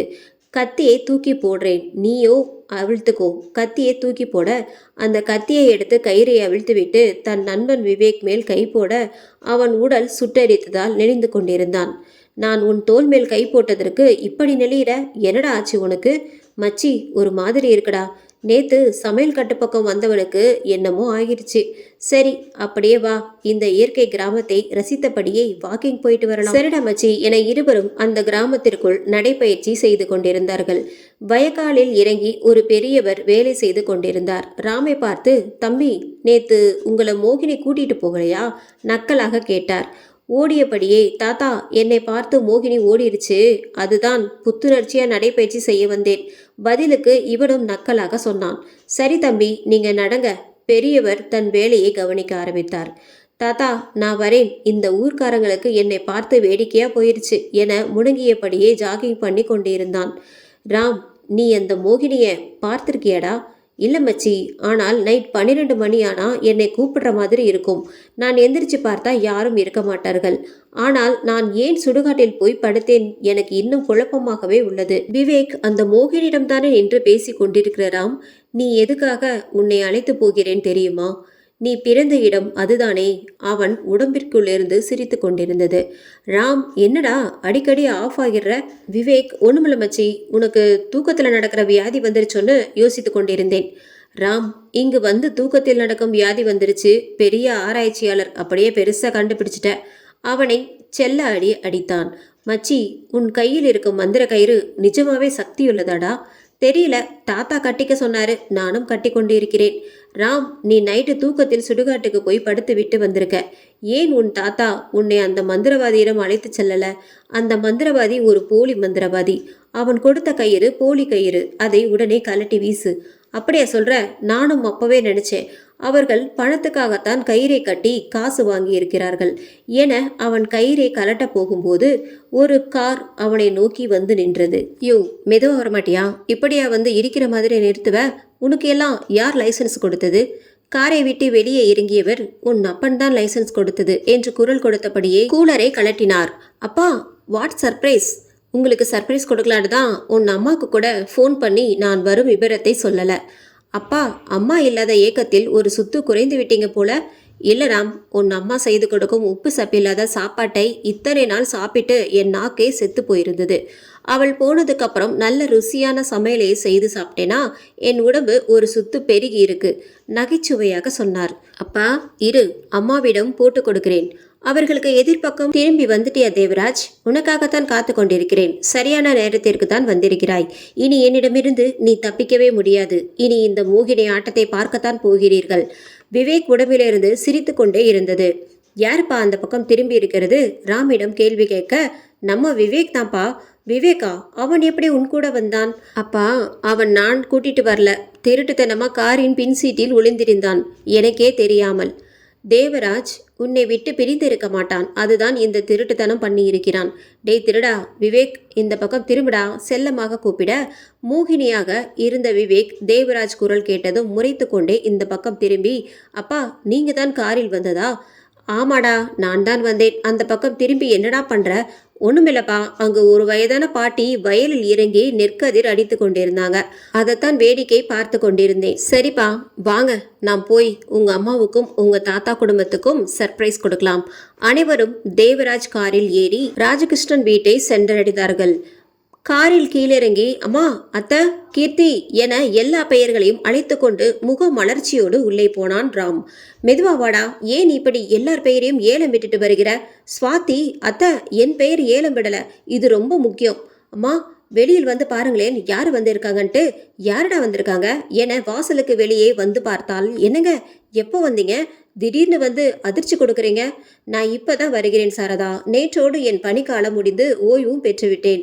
அதுதான் உனக்கு சர்ப்ரைஸ் தரலான்னு வந்துட்டேன். சரி உள்ள வாங்க. அனைவரும் உள்ளே போனார்கள். அண்ணா வாங்க, நீங்க வந்திருப்பது மிகவும் சந்தோஷம் அண்ணா என அவருக்கு மரியாதை அளித்து குடிப்பதற்கு தண்ணீர் கொடுத்து சோஃபாவில் உட்கார வைத்துவிட்டு அவருக்காக காஃபி போட நுழைந்தாள் சமையல் கட்டிற்குள். கீர்த்தி ஸ்வாதி தேவராஜை கண்டதும், வாங்க மாமா, எங்க வீட்டுக்கெல்லாம் வருவதற்கு இப்பதான் வழி தெரிந்ததா? இல்லம்மா, வேலை அதிகமா, உங்க வீட்டுக்கு நானும் வருவதற்கு நேரம் இல்லை. உங்க அத்தையும் என்னையும் பிறந்த வீட்டுக்கு கூட்டிட்டு போங்கன்னு இதுவரைக்கும் சொன்னதில்லை. இப்படியே காலம் ஓடி போய் விட்டது. இத்தனை வருஷம் கழிச்சுதான் உங்க அத்தைக்கு அவ பிறந்த வீடு நினைவுக்கு வந்தது. நானும் அனுப்பி வைத்தேன். என்னம்மா கீர்த்தி, ராம் உனக்கு சரியான ஜோடி தானே? கீர்த்தி, மாமா, உங்க பையன் உங்களை மாதிரி ஸ்மார்ட் இல்லை. அவன் அடிக்கிற கூத்து இருக்கே, சகிக்க முடியல மாமா. சீக்கிரம் என்னை உங்க மருமகளா உங்க வீட்டிற்கு கூட்டிட்டு போங்க. நீ எப்பவும் என் வீட்டு மருமகள் தாமா. உன்னை மருமகளா கூட்டிட்டு போகத்தானே வந்து இருக்கேன். என்னம்மா கூத்தடிக்கிறான் அவன்? உன்னை ஏதாவது கிண்டல் செய்தானா? சொல்லுமா, அவனை காதை திருகிடுறேன். மருமகளுக்காக பரிந்து பேசினார். கீர்த்தி, என்ன மோகினி பிசாசுன்னு சொல்றாரு மாமா. ராம், நீ என்ன மோகினி மாதிரி தானே இருக்க? எப்போ பார்த்தாலும் உன் முகத்தில் மைதாமாவை அப்பி வைத்திருக்கிற. இந்த கிராமத்தில் உன்னை ரசிப்பதற்கு அப்படி யார்தான் இருக்கிறார்கள்? அதுதான் நீ இருக்கியே. உனக்காகத்தான் என் முகத்தில் மேக்கப் போட்டுக்கொள்கிறேன். உன் மைதாமாவு முகத்தை பார்க்க சகிக்கல. அதுக்கு இந்த ஊர் கிராம பெண்கள் கருப்பா இருந்தாலும் கலையா இருக்காங்க. அவர்களை புகழ முகத்தை சுருக்கி கொண்டு, ஓ, தினமும் காலையில் எழுந்தவுடன் நடைப்பயிற்சி செய்கிறேன்னு அவங்கள பார்க்கத்தான் போறீங்களா? பொய்யாக ஆமாம் என்று கண்ணடித்து சொன்னான். இப்படியே இவர்கள் இருவரும் சண்டை போட்டுக் கொண்டிருந்தனர். கற்பகம், உங்க சண்டையை நிறுத்துங்கள். அண்ணா, காஃபி எடுத்துக்கொள்ளுங்கள். ராம், நீயும் எடுத்துக்கொள் என எல்லோரிடமும் காஃபி டம்ளரை நீட்ட அவர்கள் காஃபி டம்ளரை எடுத்துக்கொண்டு குடித்து கொண்டிருந்தார்கள். ஸ்வேதா, அத்தா, உன் நண்பர் எங்கே? ஆளையே காணோம். அவன் என் கூட தான் வந்தான், வெளியே இருப்பாமா. சுவாதி சரியத்தான். விவேக்கை தேடி போனாள் சுவாதி. ராஜகிருஷ்ணன் தோப்பை கண்காணித்துவிட்டு தன் வீட்டுக்கு வந்தவர் வீட்டு வாசலில் இன்னொரு கார் நிற்பதைக் கண்டு யோசித்துக் கொண்டே உள்ளே போக, தன் மருமகனிடம் குதூகலமாக பேசிக் கொண்டிருக்கும் தன் குடும்பத்தை கண்டு தொண்டையை செருமிப்படியே சென்னை பொறியாளன் காத்து இந்த பக்கம் வீசுது. எப்போ வந்தீங்க, சௌக்கியம் தானே, நலம் விசாரிக்க தேவராஜ் அவருக்கு மரியாதை தரும் விதமாக எழுந்து, வாங்க மாமா, இப்பதான் வந்தேன், சௌக்கியம்தான், நீங்க சௌக்கியமாக இருக்கிறீர்களா என்று பதிலுக்கு நலம் விசாரித்தார். ராஜகிருஷ்ணன் எல்லாம் சௌக்கியம்தான் முகத்தை சுணுங்கியபடியே கூறினார். என்ன மாமா, நான் வந்தது உங்களுக்கு பிடிக்கவில்லையா? முகத்தை சுணுங்கியபடியே பேசுறீங்க. உங்க மேல் வருத்தம் மாப்பிள்ளை. இத்தனை வருடம் இந்த குடும்பம் இருப்பது மறந்து உங்க ஊரிலேயே இருந்துட்டீங்க. சாரதாவை கூட இங்க அனுப்பல. எங்க மேல் ஏதாவது கோபமா? இல்லை, இதற்கு பின்னாடி ஒரு பெரிய காரணம் இருக்கா? சந்தேக கண்ணோட்டத்தோடு கேட்க, தேவராஜ், மாமா, அப்படி பெரிய காரணம் ஒன்றுமில்லை. வேலைப்பளு அதிகமாமா. உள்ளுக்குள் உண்மைகளை மறைத்து வாய் வழியில் பொய் கூறினார். ராஜகிருஷ்ணன், அம்மாடி கற்பகோ, மாப்பிள்ளைக்கு நல்ல வெடக்கோழியை அடிச்சு குழம்பு வைத்து மாப்பிள்ளைக்கு ஊத்துமா. 25 வருஷம் கழிச்சு இன்னைக்கு தான் மாமனார் வீட்டில் மாப்பிள்ளை சாப்பாடு சாப்பிட போறாரு. கற்பகம், சரிங்க மாமா. செல்லகிருஷ்ணன் உள்ளே வந்ததும், அடடே, வாங்க மாப்பிள்ள, எப்போ வந்தீங்க? சென்னை விட்டு இப்பதான் வரணும்னு தோணுச்சு போல. தேவராஜ், மன்னிச்சிருங்க மச்சான். அவரை அணைக்க, செல்லகிருஷ்ணன், மன்னிப்பெல்லாம் எதுக்கு மாப்பிள்ள, இப்போவாவது இந்த ஊருக்கு வரணும்னு தோணுச்சே என தனக்குள் இருந்த உறவுகளை புதுப்பித்து தன் பணிகளை பற்றி இருவரும் சுவாரஸ்யமாக பேசிக்கொண்டிருந்தனர். சாய்வு நாற்காலியில் அமர்ந்தபடியே மாப்பிள்ளையிடம் உண்மையை கேட்டு தெரிந்து கொள்வது நல்லது என யோசித்தபடியே சாய்வு நாற்காலியை ஆட்டியபடி இருக்க, விவேக் உடம்பில் இருந்த மோகினி தன் ஆக்ரோஷ பார்வையால் ராமகிருஷ்ணனை சாய்வு நாற்காலியோடு கீழே தள்ளியது. ராஜகிருஷ்ணன் ஆ என்று அலறியபடியே மல்லாந்து விழுக, இந்த சம்பவத்தை பார்த்த கீர்த்தியும் ராமும் தாத்தா என பதறிக்கொண்டே அவர் அருகில் ஓடிப்போய் அவரை தூக்கிவிட்டு கை தாங்களாக பிடித்து வந்து சோஃபாவில் அமர வைத்தனர். செல்லகிருஷ்ணன், அப்பா, நாற்காலியை வேகமாக ஆட்டினீங்களா? இல்லப்பா, நான் எப்பயும் போல்தான் ஆட்டிக்கொண்டிருந்தேன். திடீர்னு நாற்காலி வேகமாக ஆடி என்னை கீழே தள்ளி விட்டுருச்சு. கற்பகம், என்னங்க, நம்ம வைத்தியர்கிட்ட கூட்டிட்டு போய் காட்டுங்க, காயம் ஏற்பட்டிருக்க போகுது. ராஜகிருஷ்ணன், அதெல்லாம் வேணாமா, நான் நல்லா தான் இருக்கிறேன். இந்த வீட்டில்தான் சில நாள் மர்மமாக நடந்து கொண்டிருக்கு. மாமாவை கூட்டிட்டு போய் கொஞ்ச நேரம் ஓய்வெடுக்க வைங்க, நார்மல் ஆகட்டும். கற்பகம், சரிங்க அண்ணா. செல்லகிருஷ்ணனும் கற்பகம் அவரை கைத்தாங்களாக அழைத்து கொண்டு கட்டிலில் படுக்க வைத்துவிட்டு வந்தார்கள். அப்பதான் உள்ளே வர்ற மாதிரி வந்து, என்னாச்சு, ஏன் எல்லாரும் பதட்டமாக இருக்கிறீங்க? தாத்தா திடீரென்று நாற்காலியிலிருந்து கீழே விழுந்துட்டாருடா. அச்சுச்சோ, தாத்தாவுக்கு ஒன்றும் ஆகல தானே? ராம், ஒன்றும் ஆகல, கொஞ்சம் நர்வஸாக இருக்கிறாரு. அதான் அவர் ஓய்வு எடுப்பதற்காக படுக்க வைத்து விட்டு வந்துள்ளோம். ஆமாம், நீ இவ்வளவு நேரம் எங்கே போன? அதுவும் அம்மச்சி, அம்மா கிட்ட இருந்து ஃபோன் வந்துச்சு, பேசிட்டு வர போனேன். நான் போய் தாத்தாவை பார்த்து விட்டு வருகிறேன். ஆ, சரிடா. ராஜகிருஷ்ணன், மாப்பிள்ளை, நான் உங்ககிட்ட ஒரு விஷயம் கேட்கணும், மறைக்காமல் சொல்வீங்களா? சொல்லுங்க மாமா, என்ன அப்படி விஷயம் கேட்க போறீங்க? அது மாப்பிள்ளை வாயெடுத்தவர் தாத்தான்னு கூப்பிட்டபடியே உள்ளே நுழைந்தான் விவேக். ராஜகிருஷ்ணன், வாங்க தம்பி. தாத்தா, நீங்க நாற்காலியிலேருந்து கீழே விழுந்துட்டீங்கன்னு சொன்னாங்க, அதுதான் பார்த்துட்டு போலான்னு வந்தேன். ஒண்ணுமில்ல, நாற்காலியை வேகமாக ஆட்டியிருப்பேன் போல, அதுதான் கீழே விழுந்துட்டேன். சரிப்பா, இத்தனை நேரம் எங்க போன? விவேக் ராம் கிட்ட கூறியதைத்தான் இங்கேயும் கூறினான். சரி தாத்தா, நான் வருகிறேன். ஏன்பா கிளம்புற? மாமா மருமகனுக்குள் பேசுவதற்கு ரகசியம் ஏதாவது இயங்கும். நான் நந்தி மாதிரி இருந்தா நல்லா இருக்காது, அழுத்தமாக கூறிவிட்டு தேவராஜ் மீது அழுத்த பார்வையை செலுத்தியபடியே வெளியில் சென்றான் விவேக். வீரகவுண்டர் தன் பண்ணைக்கு கிளம்பி மேற்பார்வையிட்டு கொண்டிருக்கும் போது, டே முனுசாமி, இங்க வாடா. ஐயா என சொரிந்தவாறு நிற்க, அந்த ராமை போட்டு தள்ள ஆளை ரெடி பண்ண சொன்னேனே, ரெடி பண்ணிட்டியாடா? ஐயா, எல்லாரும் வெளியூர் ஆளுங்க, நம்ம ஊர் பத்தி அவங்களுக்கு எதுவும் தெரியாது, கணக்கச்சிதமா வேலையை முடிச்சு கொடுத்துடுவாங்க. மீண்டும் தலையை சொரிந்து நிற்க, வீரகவுண்டர், என்னடா தலையை சொரிந்து கொண்டு நிற்கிற? உங்களுக்கு சேர வேண்டிய இந்த பையில் எல்லாம் இருக்கு, எல்லோரும் பிரித்தெடுத்து கொள்ளுங்கள். ஆமாம், பண்ணையில் ஆடுகள் திருடு போவதாக கேள்விப்பட்டேன். இங்கு வேலை செய்யாம என்னடா புடுங்கி கொண்டிருக்கீங்க? ஐயா, அந்த மோகினி பிசாசு தாங்க களவாடிட்டு போயிருக்குங்க, பொய்யுரைத்தான். வீரகவுண்டர், எனக்கு ஏற்கனவே காது குத்திட்டாங்கடா, என்கிட்டயே வா. பண்ணையிலிருந்து ஆடு களவு போனது கேள்விப்பட்டேன், தோலை உரித்து உப்பு கண்ட போட்டுருவேன், ஜாக்கிரதை. முனுசாமி, சரிங்க, பத்திரமா பாத்துக்கிறேங்க. நீ சொன்ன ஆளு சரியான நேரத்திற்கு வந்துருவாங்க தானே? வந்துருவாங்க ஐயா. பண்ணையிலிருந்து திரும்பி வந்து கொண்டிருந்த போது தன் மாமனார் வீட்டு தோப்பு வயக்காடெல்லாம் பார்வையிட்டு மண் சாலை வழியாக நடந்து வந்து கொண்டிருந்தார் தேவராஜ். வீரகவுண்டர் புல்லட்டில் வந்தவன் தேவராஜையை பார்த்து, இந்த ஊருக்கு புதுசா இருக்கு, நீங்க யார் என கேட்க, தேவராஜ், நான் இந்த ஊருக்கு புதியவன் இல்லை, பழையவன் தான், ராஜகிருஷ்ணன் மருமகன் நான். வீரகவுண்டர், ராம் அப்பாவா நீங்கள் என புல்லட்டிலிருந்து கீழிறக்கி வேட்டியை கீழிறக்கி விட்டு மரியாதாக பேசிக் கொண்டிருந்தான். தேவராஜ், நீ யாருப்பா? வீரகவுண்டர், நான் முத்துகவுண்டர் மகன்க. முத்துகவுண்டர் மகனா? உன்னை குழந்தையா இருந்தப்ப பார்த்தேன், இப்ப நெடுமரமா வளர்ந்து நிற்கிற. உன் அப்பா சௌக்கியமா இருக்கிறாரா? சௌக்கியமா இருக்காருங்க. வாங்களேன், நம் தோப்புக்கு இளநீர் குடித்து விட்டு வருவீங்க. இல்லப்பா, நீ போ, நான் நாளை வருகிறேன், எனக்கு முக்கியமான வேலை இருக்கு. வீரகவுண்டர், சரிங்க. அவன் புல்லட்டை நிறுத்திவிட்டு அவர் போவதை பார்த்து கொண்டிருந்தான். தேவராஜ் அப்படியே நடந்து ஒரு குடிசைக்குள் போனான். அங்கு எலும்பும் தோலுமா கருத்த தோலின் இடையில் வெள்ளை வேட்டி கட்டிக்கொண்டு லொக்கு லொக்குன்னு இருமியபடி ஒரு வயதான முதியவர் கைத்து கட்டிலில் படுத்திருந்தார். தேவராஜ், நல்ல கண்ணு கூப்பிட்டபடியே உள்ளே போனார். புள்ள, யார் வந்திருக்கா என நடுங்கியபடி பொக்கை வாயால் கேட்டார். தாத்தா, யாரோ ஒருத்தர் டிப்டாப்பா வந்திருக்காங்க. யாருன்னு தன் கையை புருவத்து மேல் வச்சு உத்து பார்த்து கொண்டிருந்தார் அந்த பெரியவர். தேவராஜ், நான் தான் தேவராஜ் வந்திருக்கேன். அடையாளம் தெரியலையா நல்ல கண்ணு? ராஜகிருஷ்ணன் மருமகன். நல்ல கண்ணு, ஐயா வாங்கய்யா. புள்ள செல்வி, அந்த நாற்காலியை போடு புள்ள. ஐயா உட்காரட்டும், தன் பேத்தியை பார்த்து கூறினார். நாற்காலியை போட்டாள். தேவராஜ் அமர்ந்து கொண்டு, நல்ல கண்ணு, யார் உன் பேத்தியா? ஆமாம், என் பேத்தி தான். இவ அப்பா அம்மா என்கிட்ட விட்டுட்டு மேலோகம் போயிட்டாங்க. வருத்தப்பட்டு சொன்னவர் தன் பேத்தியை பார்த்து, செல்வி, நீ போய் ஐயாவுக்கு குடிப்பதற்கு ஏதாவது வாங்கிட்டு வான்னு அனுப்பி வைத்துவிட்டு, ஐயா சௌக்கியமா இருக்கீங்களா? இந்த ஊர் பக்கம் தலை காட்டுவதே விட்டுட்டீங்களே. தேவராஜ், ஆமாம் நல்ல கண்ணு, தலை காட்டுவதே விட்டுவிட்டேன், 25 வருஷத்துக்கு முன்னாடி நடந்த சம்பவத்தால். நல்ல கண்ணு, அம்மா மற்றும் அந்த குழந்தையெல்லாம் நல்லா இருக்காங்களா? அவங்களும் வந்திருக்காங்களா ஐயா? தேவராஜ், அவங்க வந்து 1 வாரத்துக்கு மேல் ஆகுது நல்ல கண்ணு. நான் இன்று தான் வந்தேன். உடம்பை பார்த்துக்கொள், நான் போய் வருகிறேன். ஐயா, உங்ககிட்ட ஒரு விஷயம் சொல்லணுங்க. என்ன விஷயம் நல்ல கண்ணு? அக்கம் பக்கம் சுத்தி முத்தி பார்த்தவன், ஐயா, நீங்க இந்த ஊரில் இருப்பது நல்லதல்ல. உங்க பையனை கூட்டிக் கொண்டு வெரசா கிளம்புங்க. உங்களை பழிவாங்க அவள் காத்து கொண்டு இருக்கிறாள். நான் இந்த நிலைமைக்கு ஆனதுக்கு காரணம் அவள்தான். வாய் குளறியபடியே சொல்லினான்.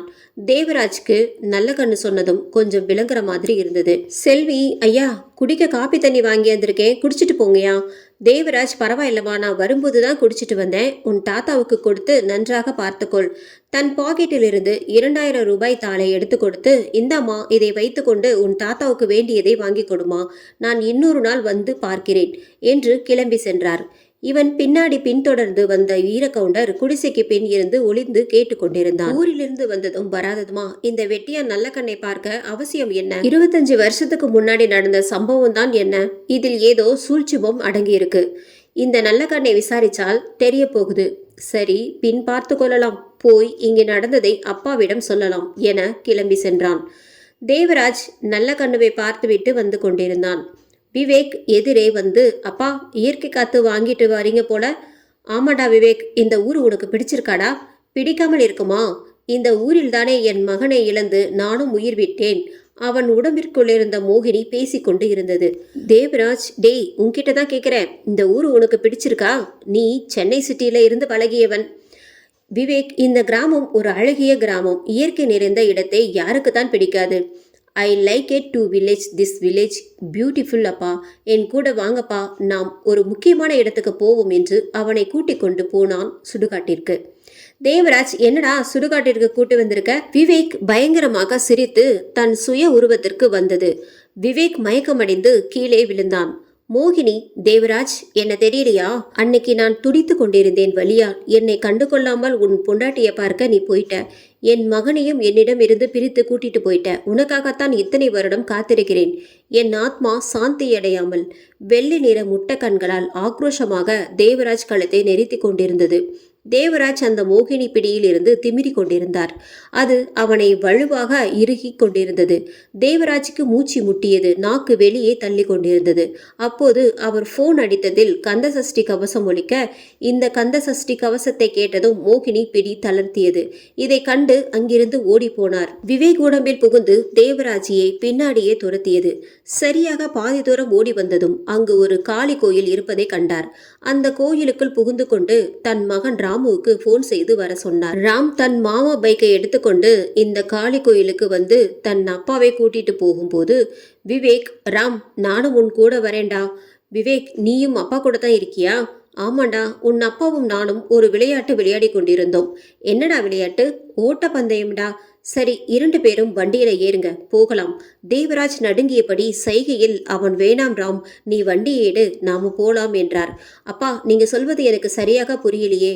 டேய் விவேக், நான் அப்பாவை கூட்டிட்டு போறேன், நீ பொடி நடையா நடந்து வா. பைக்கில் பறந்தான். தேவராஜ், தப்பிச்சிட்டதா நினைக்காத. இன்று இரவு மோகினிகளுக்கு உகந்த அமாவாசை. இன்றே என் ராமை கூட்டிக் கொண்டு உங்களை எல்லாம் உரு தெரியாமல் அழிச்சிட்டு போக போறேன் என சிரித்தபடியே மாயமாக மறைந்து போனது மோகினி. தேவராஜ் வீட்டிற்கு வந்ததும் வெடவெடத்து நடுங்கி கொண்டிருப்பதை கண்டு அக்குடும்பத்தார் என்ன நடந்ததுன்னு கேட்டனர். தேவராஜ், சாரதா, ராம், இங்கிருந்து கிளம்பலாம். இனி இங்கு இருப்பது நல்லதல்ல, பதட்டமாக கூறினார். சாரதா, என்னாச்சுங்க? ஏன் கிளம்ப சொல்றீங்க? கிளம்புங்க, கேள்வியெல்லாம் கேட்காதீங்க. ராம், ஏன்பா இப்படி நடுங்குறீங்க? என்னதான் நடக்குதுங்க? ஒண்ணுமே புரிய மாட்டேங்குது. நான் இங்கு வந்ததுலேருந்தே பார்க்கிறேன், ஒரே அமானுஷ்ய விஷயமாக நடக்குது. நீங்க எங்க போனீங்க? அந்த காளி கோயிலுக்குள் வெடவெடுத்து போய் நிற்க காரணம் என்னப்பா? கேள்வியாய் கேட்டான். ராஜகிருஷ்ணன், மாப்பிள்ள, நீங்க ஒரு உண்மையை மறைக்கிறீங்க. அது என்னன்னு சொல்லுங்க. சொல்லுங்க மாப்பிள்ள, சொல்லுங்க, அவரை உலுப்பி கேட்டார். விவேக், எல்லாரும் அவரை ஏன் பாடாப்படுத்துறீங்க? அப்பா வாங்க, நம்ம ஊருக்கு போகலாம். இவங்க வரலன்னா என்ன, நான் உங்களை கூட்டிட்டு போறேன், வாங்கப்பா போகலாம். தேவராஜை தீய பார்வை பார்க்க தேவராஜ், நான் வரமாட்டேன் என நடுங்கிய குரலில் பின் நகர்ந்து போனார். முகத்தில் வியர்வை வழிந்தபடி. விவேக், வாங்கப்பா போகலாம், அவரை முன்னோக்கி நகர்ந்தான். தேவராஜ், நோ நோ, நீ மோகினி, என்னை கொல்ல வந்த மோகினி, இங்கிருந்து போயிடு என பின்னோக்கி நகர பின்னாடியில் சுவரில் மோதி தடுமாறி கீழே விழுந்தார். தேவராஜ் கீழே விழுந்ததும் பதறி அடித்து கொண்டு போனாள் சாரதா. வீட்டில் இருந்த அனைவரும் ராம் தன் தந்தையை தூக்கிவிட்டு, என்னாச்சுப்பா, உங்களுக்கு ஏன் விவேக்கை பார்த்தா பயந்து போனீங்க கேள்வியாய் கேட்டான். தேவராஜ் விவேக் கண்களை பார்த்த அச்சத்தில், மோகினி மோகினி என இழுக்க, சாரதா, என்னங்க உங்களுக்கு என்னாச்சு, இப்படி உளறீங்க? ஐயோ கடவுளே, ஈஸ்வரா, முதலில் என் பிள்ளை அந்த மோகினி பின்னாடி போனான், இப்ப இவரு இந்த நிலைமையில் இருக்கிறாரு. யார் அந்த மோகினி? எதுக்கு உங்களை இப்படி ஆட்டி படைக்குது? கதறி அழுது கொண்டிருந்தான். விவேக் தோள்பட்டையில் கை வைத்து, விவேக், ஏன் அப்பா உன்னை பார்த்து பயப்படுறாரு, சொல்லுடா என்று வற்புறுத்த, ராம் கை வைத்ததும் அவன் தோள்பட்டை எரிந்தது. ராம், முதல்ல என் மேலிருந்து கையை எடு, ஆக்ரோஷமாக பெண் குரலில் கூறியதும் அங்கிருந்தவர்கள் எல்லோரும் அதிர்ந்து போனார்கள். விவேக் கண்ணிலிருந்து தேவராஜ் உடம்புக்கு ஒருவித ஒளியை அனுப்பியது. தேவராஜ் மந்திரிச்சிட்ட மாதிரி டேபிள் இருந்த கத்தியை எடுத்துக்கொண்டு ராம் கையில் இருக்கும் மந்திர கயிறை அறுத்து போட்டான். அவன் எதிர்பார்க்காத சமயத்தில், ராஜகிருஷ்ணன், மாப்பிள்ள, உங்களுக்கு பைத்தியமா பிடிச்சிருக்கு, அவன் கையில் இருக்கும் மந்திர கயிறை அறுத்து போடுறீங்க, தேவராஜையே கண்டித்தார். பைத்தியம் உங்களுக்குத்தான். எந்த மோகினிக்கு பயந்து மந்திர கயிறு கட்டிவிட்டீங்களோ அந்த மோகினி அவன் உடம்பிற்குள் இப்போ என பயங்கரமாக சிரித்தது. விவேக் உடம்பில் இருந்த மோகினி தேவராஜ் உடம்பில் மந்திர கயிறு அறுபட்டதும் விவேக் மயக்கமாகினான். அந்த மோகினி ராம் உடம்பில் புகுந்தது. ஏய் சாரதா, யார் அந்த மோகினி என்று கேட்டியே, கரகரத்த குரலில் என்னை நன்றாக பார் என்று ராம் உடம்பில் இருக்கும் மோகினி தன் சுயரூபத்தை காட்டியது. ராம் மோகினியாக மாறினான். அந்த மோகினி கண்கள் பிதுங்கிக் கொண்டு வெளியில் வந்தது. முகமெல்லாம் வெள்ளை நிறமாக மாறி கோபத்தின் உச்சகட்டம் நிறைந்த சிவந்த கண்களோடு தன் நீண்ட கூரிய நகத்துடன் சாரதாவை கழுத்தை பிடித்து இறுக்கி மேலே தூக்கியது. ஐயோ அத்தை, ராம் என்ன பண்ற? அது உன் அம்மா, அருகில் சென்றாள் கீர்த்தி. சாரதாவை தன் பிடியில் இருந்து தளர்த்தி, இப்போ என்ன சொன்னாய்? யாரடி அம்மா? இவள் எனக்கு அம்மாவா? சொல்லு. பல்லை நரநரன்னு கடித்து கொண்டு கீர்த்தி கன்னத்தில் பலார் என்று அரைந்தது.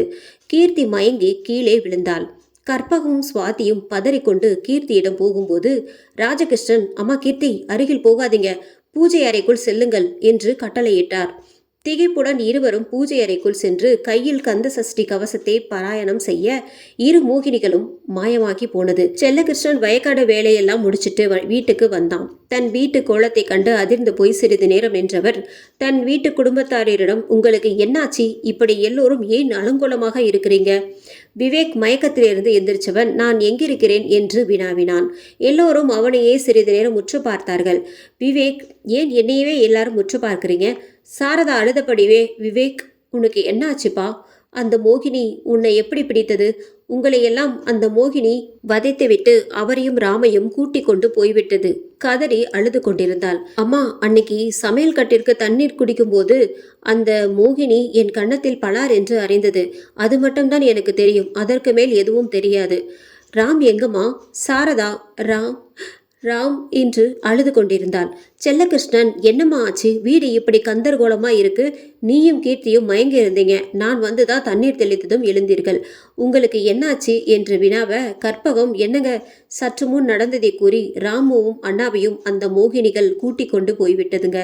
செல்லகிருஷ்ணன், என்ன மோகினியா என அதிர்ந்து போய் தன் போனை எடுத்து மந்திரவாதிக்கு போன் பண்ணி இங்கு நடந்ததை விவரமாக கூறினார். மந்திரவாதி, வீட்டை சுத்தப்படுத்தி வைங்க, நான் அரை மணி நேரத்தில் வந்துடுறேன் சொல்லி போனை கட் பண்ணினார். அரை மணி நேரத்தில் வந்து நடந்ததை விசாரித்தார். சரி, பூஜை தயார் பண்ணுங்க. மோகினி ஆட்டம் முடிவுக்கு வந்துவிட்டது. சொல்லியபடி வண்ண பொடிகள் கொண்டு காலச்சக்கரத்தை வரைந்து அதன் நடுவில் அக்னி ஹோம குண்டத்தை வளர்த்து மந்திரங்களை உச்சரித்தபடி தன் கண்களை மூடி தியானித்துக் கொண்டிருக்க அந்த சக்கரத்தின் வழியாக அந்த மோகினிகள் எங்கிருக்கிறது என்று அறிந்து கொண்டார். அந்த மோகினிகள் சுடுகாட்டில் இருக்கும் ஒரு பாலடைந்த பங்களாவிற்குள் ராமையும் தேவராஜையும் கொண்டு போய் வைத்து ராமை பார்த்து சிரித்து கொண்டிருந்தது. ராம், இன்னைக்கு மோகினிக்கு உகந்த நாள். இன்னைக்கு நாங்க ஆசைப்பட்டது நிறைவேற போற நாள். உன்னை என் கூட கூட்டிட்டு போய் மேலோகத்தில் உன்னை வளர்க்க போகிறேன் ராம். அந்த கட்டிடமே அதிரும் அளவுக்கு சிரித்து கொண்டிருந்தது. மந்திரவாதி இன்னைக்கு மோகினியை அழிக்கவில்லை என்றால் அந்த 2 பேரையும் காப்பாற்றுவது ரொம்பவும் கஷ்டம். செல்லகிருஷ்ணன், அந்த மோகினி இவர்களை ஏன் தூக்கிட்டு போகணும்? அந்த மோகினிக்கும் இவங்களுக்கும் என்ன சம்பந்தம்? மந்திரவாதி, சம்பந்தம் இருக்கு என்று அழுத்தமாக கூறினார். சாரதா, சாமி, என் பையனையும் என் புருஷனையும் காப்பாத்தி கொடுங்க. தன் 2 கைகளையும் கூப்பினாள். மந்திரவாதி, அதற்காகத்தான் வந்திருக்கேமா, கவலைப்படாதீங்க. அந்த மோகினியால் அவங்களுக்கு எந்த ஆபத்தும் நேராது. ராஜகிருஷ்ணன், 2 பாத்திரத்தில் நிறைய நீர் கொண்டு வர சொல்லுங்கள் உங்கள் பேத்திகளை. ராஜகிருஷ்ணன், சரிங்க சாமி. அம்மா என சொல்லும் போதே இருவரும் கொண்டு வரும் தாத்தா கனத்த மனதோடு கூறிவிட்டு நீர் எடுத்து வர புறப்பட்டனர். மந்திரவாதி வீட்டிற்குள் அல்ல, வெளியே உள்ள கிணற்றுக்குள் இருவரும் சரிங்க சாமி. இருவரும் கிணற்றில் உள்ள நீரை கொண்டு வந்து அந்த சக்கரத்துக்கு நடுவில் வைத்துவிட்டு அமர்ந்தனர். மந்திரவாதி மந்திரங்களை உச்சரிக்க அதில் ஒரு பாத்திரத்தில் உள்ள நீர் வளைய வளையமாக சுற்றியதில் மோகினி உருவம் தெரிய ஆரம்பித்தது. எதற்காக அவர்களை உன் பிடியில் வைத்திருக்கிறாய்? அவர்களை விட்டுவிடு, இல்லையே நீ எரிந்து சாம்பலாக வேண்டியதுதான் என அருகில் இருக்கும் ஒரு பொடியை கையில் எடுத்தார். மோகினி பலமாக சிரித்தது. நான் அவர்களை என்னுடன் அழைத்து போகத்தான் வந்திருக்கிறேன். உன்னால் எதுவும் செய்ய முடியாதுன்னு ஏளனமாக சிரித்தது. மந்திரவாதி, நீ அவர்களை விடுவிக்கவில்லை என்றால் நீ பஸ்மமாகி போவாய் என கையில் இருக்கும் பொடியை தூவினார். மோகினி உடம்பு எரிய ஆரம்பித்தது. எரிச்சல் தாங்க முடியாமல், வேணாம், நான் அவர்களை உங்களிடம் கொண்டு வந்து விடுகிறேன். மந்திரவாதி இன்னொரு பாத்திரத்தில் இருக்கும் நீரில் மந்திரங்களை உச்சரிக்க இன்னொரு மோகினி வந்தது. நீ எதற்காக இவளுடன் கூட்டு சேர்ந்திருக்கிறாய்? நான் 2 நாளைக்கு முன் மாந்தோப்பில் தூக்கில் தொங்கியவள். என்னை கொன்னுட்டாங்க. அவர்களை பழி வாங்கணும்ன்ற இந்த மோகினியிடம் சொன்னேன். இந்த மோகினி என்னுடன் கூட்டு சேர்ந்து நான் சொல்வது போல் செய், உன்னை கொன்னவங்களை பழி வாங்கி விடலாம்னு சொல்லுச்சு. மந்திரவாதி, அதுதான் கூட்டு சேர்ந்தியா? நீங்க 2 பேரும் அவர்களை கொண்டு வந்து விடுங்க என கையில் இருக்கும் பொடியை தூவ பார்க்க மோகினிகள், வேண்டாம், நாங்க கொண்டு வருகிறோம் என அவர்கள் உடம்பில் புகுந்து இங்க வந்து சக்கரத்தில் உட்கார்ந்தது. மந்திரவாதி, எதுக்கு அவர்களை கொல்ல துடிக்கிற மோகினி? மோகினி தன் கதையை கூற ஆரம்பித்தது. 25 வருஷத்துக்கு முன்னாடி நான் பக்கத்து கிராமம் இந்த கிராமத்திற்கு வருவதென்றால் சுடுகாட்டு வழியாகத்தான் வர வேண்டும். அப்போது நான் நிறை மாத கர்ப்பிணி வேற. இந்த கிராமத்திற்கு ஒரு வேலையாக வந்து கொண்டிருந்தேன். வந்து கொண்டிருக்கும் போது சுடுகாட்டுக்கு வந்தவுடன் எனக்கு பிரசவ வலி ஏற்பட்டது. ஆள் நடமாட்டம் இல்லாத இடம் வேறு, யாரும் இல்லை. அப்போது இந்த தேவராஜ் தன் மனைவியை காரில் ஏற்றுக்கொண்டு அவ்வழியாக வந்தார். நான் துடிப்பதை பார்த்துவிட்டு மனதில் இரக்கமே இல்லாமல் என்னை அந்த சுடுகாட்டில் தவிக்க விட்டு போயிட்டான். அவன் போனதுக்கப்புறம் நான் ஒரு ஆண்மகனை ஈன்றெடுத்து விட்டு அந்த சுடுகாட்டிலே உயிரை விட்டு விட்டேன். போனவன் திரும்பி வந்தவன் என் குழந்தையை எடுத்துக்கொண்டு அவனுடைய செத்துப்போன குழந்தையை போட்டுவிட்டு போயிட்டான். இவன் மட்டும் அன்னைக்கு என்னை ஆஸ்பத்திரியில் கொண்டு போய் சேர்த்திருந்தானா என் மகன் கூட சந்தோஷமா வாழ்ந்து கொண்டிருப்பேன். இரக்கமில்லாதவிடம் என் மகன் வளர்வதை பிடிக்கவில்லை. இவர்களுக்காகத்தான் இத்தனை வருடம் காத்திருந்தேன். தேவராஜை அழித்துவிட்டு என் மகனை கூட்டி செல்கிறேன். உரிமையபடியே ராமை உசரத்திற்கு கொண்டு போனது. சாரதா இதை கேட்டதும் மயக்கமடைந்து போனாள். மந்திரவாதி அவனை விட்டுவிடு என மந்திரங்களை உச்சரிக்க அந்த மோகினி மீது ஒரு பொடியை தூவினார். ராமை கீழிறக்கியது. மந்திரங்களை விடாமல் உச்சரித்து 2 ஆத்மாக்களும் 2 குடுவையில் அடைத்து இந்த ஆத்மாக்களை இந்த பையன் கையால் கொடுத்து சரியாக 12 மணிக்கு அந்த மோகினி உயிர் விட்ட இடத்தில் புதைத்து விடுங்க என கூறியபடியே மயக்கமடைந்தவர்களை நீர் தெளிச்சு எழுப்பினார். ராஜகிருஷ்ணன் மிக்க நன்றி சாமி தன் கையெடுத்து கும்பிட, மந்திரவாதி எக்காரணம் கொண்டும் குடுவைகளை திறந்து விட்டுவிடக்கூடாது எச்சரிக்கை பதிவு செய்தார். செல்லகிருஷ்ணன் சரிங்க சாமி, மந்திரவாதி நான் உத்தரவு பெறுகிறேன், நினைவில் வைத்துக் கொள்ளுங்கள். இன்னைக்கு புதைத்தால்தான் அந்த ஆத்மா சாந்தியடையும். அந்த ஆத்மாவின் உயிர் அந்த பையன் கையில், ஜாக்கிரதை சொல்லிவிட்டு கிளம்பினார். மயக்கமானவர்கள் எந்திரிச்சு நடந்ததை கேட்டனர். விவேக் தான் பதில் சொல்லி கொண்டிருந்தான். தேவராஜ் சாரதாவிடம் என்னை மன்னிச்சிருமா, உன் குழந்தை செத்து போயிருச்சுன்னு தெரிந்தால் நீ தாங்கிக் கொள்ள மாட்டேன்னு தான் அதை உங்கள் எல்லாரிடமும் மறைச்சிட்டேன். இந்த ஊருக்கு வராததுக்கு காரணமும் இதுதான். சாரதா என்னங்க, என்னை போல் ஒரு உயிர் துடித்து கொண்டிருப்பதை பார்த்து விட்டு வந்திருக்கீங்க. மனிதநேயம் இல்லாமல் எதுக்குங்க இப்படி செய்தீங்க? உங்கள் இரக்கமற்ற குணத்தால் தான் என் மகன் இறந்து விட்டான். அந்த மகராசி பெத்த பிள்ளை எனக்கு மகனாக கிடைத்திருக்கிறான். ராம் கையை பிடித்து என்னை உன் அம்மாவாக ஏற்றுக்கொள்வாயா என்று கதறி கொண்டிருந்தாள். தேவராஜ், சாரி சாரதா, நீ பிரசவ வழியால் துடித்ததை பார்த்து எனக்கு அந்த பெண்ணை பற்றி யோசிக்க மனமில்லை. சுயநலமாய் இருந்து விட்டேன். ராம், என்னை மன்னிச்சு உன் அப்பாவா ஏத்துக்கொள்வியாப்பா? இல்ல உன் அம்மாவை சாகடிச்சதுக்கு தண்டனைகள் கொடுத்தாலும் நான் ஏத்துக்கொள்வேன். மனிதநேயம் இல்லாதவன் நான். நீ எனக்கு தண்டனை கொடுத்தால்தான் எனக்கு மன நிம்மதி வரும். எனக்கு தண்டனை கொடுப்பாயா ராம்? கையை பிடித்து தன் கன்னத்தில் அடித்து கொண்டிருந்தார். ராம், அப்பா என்ன பண்றீங்க? மனிதன் எல்லா நேரத்திலும் மனிதநேயத்துடன் நடந்து கொள்வதில்லை. மனிதநேயம் இல்லாதவர்களுக்கு தண்டனை கொடுக்க நினைத்தால் இந்த உலகத்தில் வாழ்பவருக்கு எல்லோருக்கும் தண்டனை தர வேண்டும். எல்லோரும் மனிதநேயம் உள்ளவர்களும் இல்லை, மனிதநேயம் இல்லாதவர்களும் இல்லை. என் அம்மாவை கொன்னது நீங்கள்னா என்னை காப்பாற்றியதும் நீங்கள் தான்ப்பா. அன்னைக்கு நீங்கள் வந்து என் உயிரை காப்பாற்றாமல் இருந்திருந்தா நான் என்னைக்கு எப்படி இருந்திருப்பேனோ. எப்பவும் நீங்க தான் என் அப்பா அம்மா. என்னை நீங்கள் மகனாக ஏற்றுக்கொள்வீங்களாப்பா?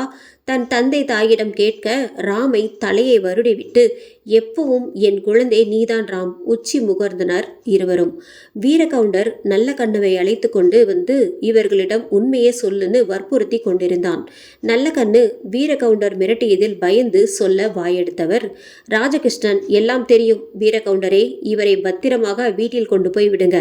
உங்கள் பேத்தியை ஒரு அனாதை பயலுக்கு கட்டி வைக்க போறீங்களா? செல்லகிருஷ்ணன், இங்கிருந்து போங்க, அதை பற்றி நாங்கள் முடிவு எடுப்போம். வந்தவர்களை துரத்தி விட்டார். மனதில் வன்மத்தை வைத்துக்கொண்டு அங்கிருந்து போனான். இரவு 12 மணி ஆகியது. ராம் ஒரு குடுவையையும் விவேக் ஒரு குடுவையையும் தங்கள் கையில் எடுத்துக்கொண்டு சுடுகாட்டிற்கு புறப்பட்டனர். தேவராஜியும் செல்லகிருஷ்ணனும், நாங்களும் உங்க கூட வருகிறோம். ராம், அப்பா மாமா வேண்டாம், அங்கு எது வேணாலும் நடக்கலாம், நாங்கள் சமாளித்து வந்து விடுவோம், நீங்கள் இருவரும் பாதுகாப்பா இருங்கள் என ஆறுதல் படுத்திவிட்டு கிளம்பினார்கள்.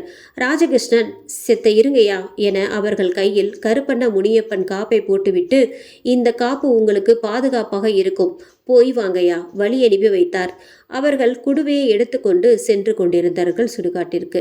இங்கு வீரகவுண்டரும் வெளியிலிருந்து வரவழைத்த ஆட்களும் காத்து கொண்டிருந்தனர் ராமை அடித்து போடுவதற்காக.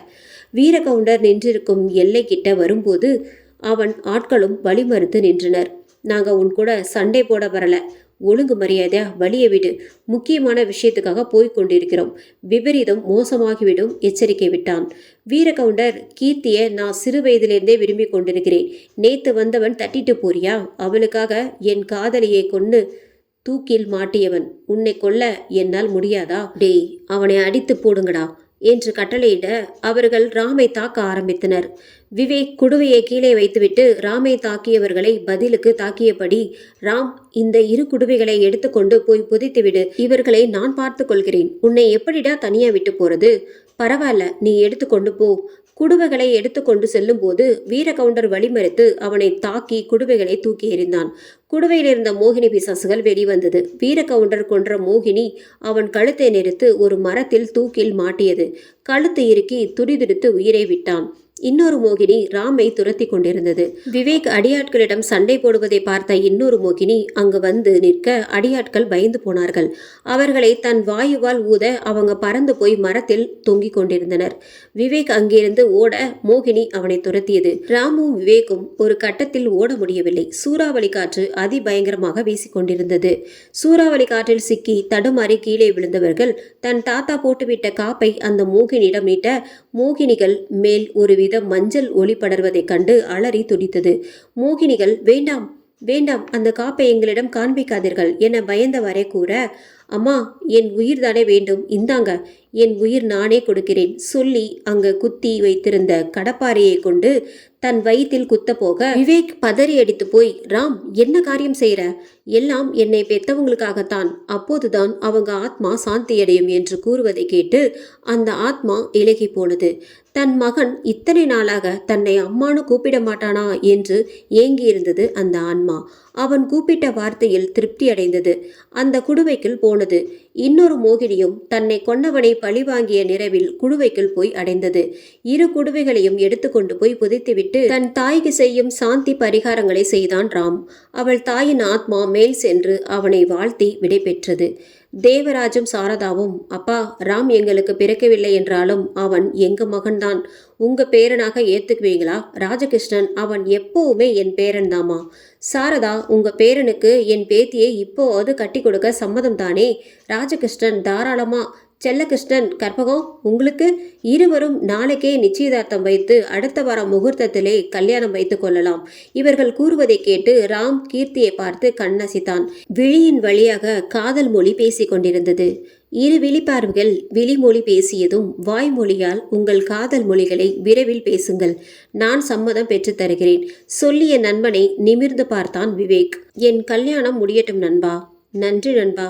ராமுக்கும் கீர்த்திக்கும் நிச்சயம் திருமணமாகி கல்யாணமும் முடிந்தது. இந்த எபிசோட் உங்களுக்கு பிடிச்சிருந்தது அப்படின்னா நம்ம சேனலை மறக்காம லைக் பண்ணுங்க, ஷேர் பண்ணுங்க, சப்ஸ்கிரைப் பண்ணுங்க. நன்றி, வணக்கம்.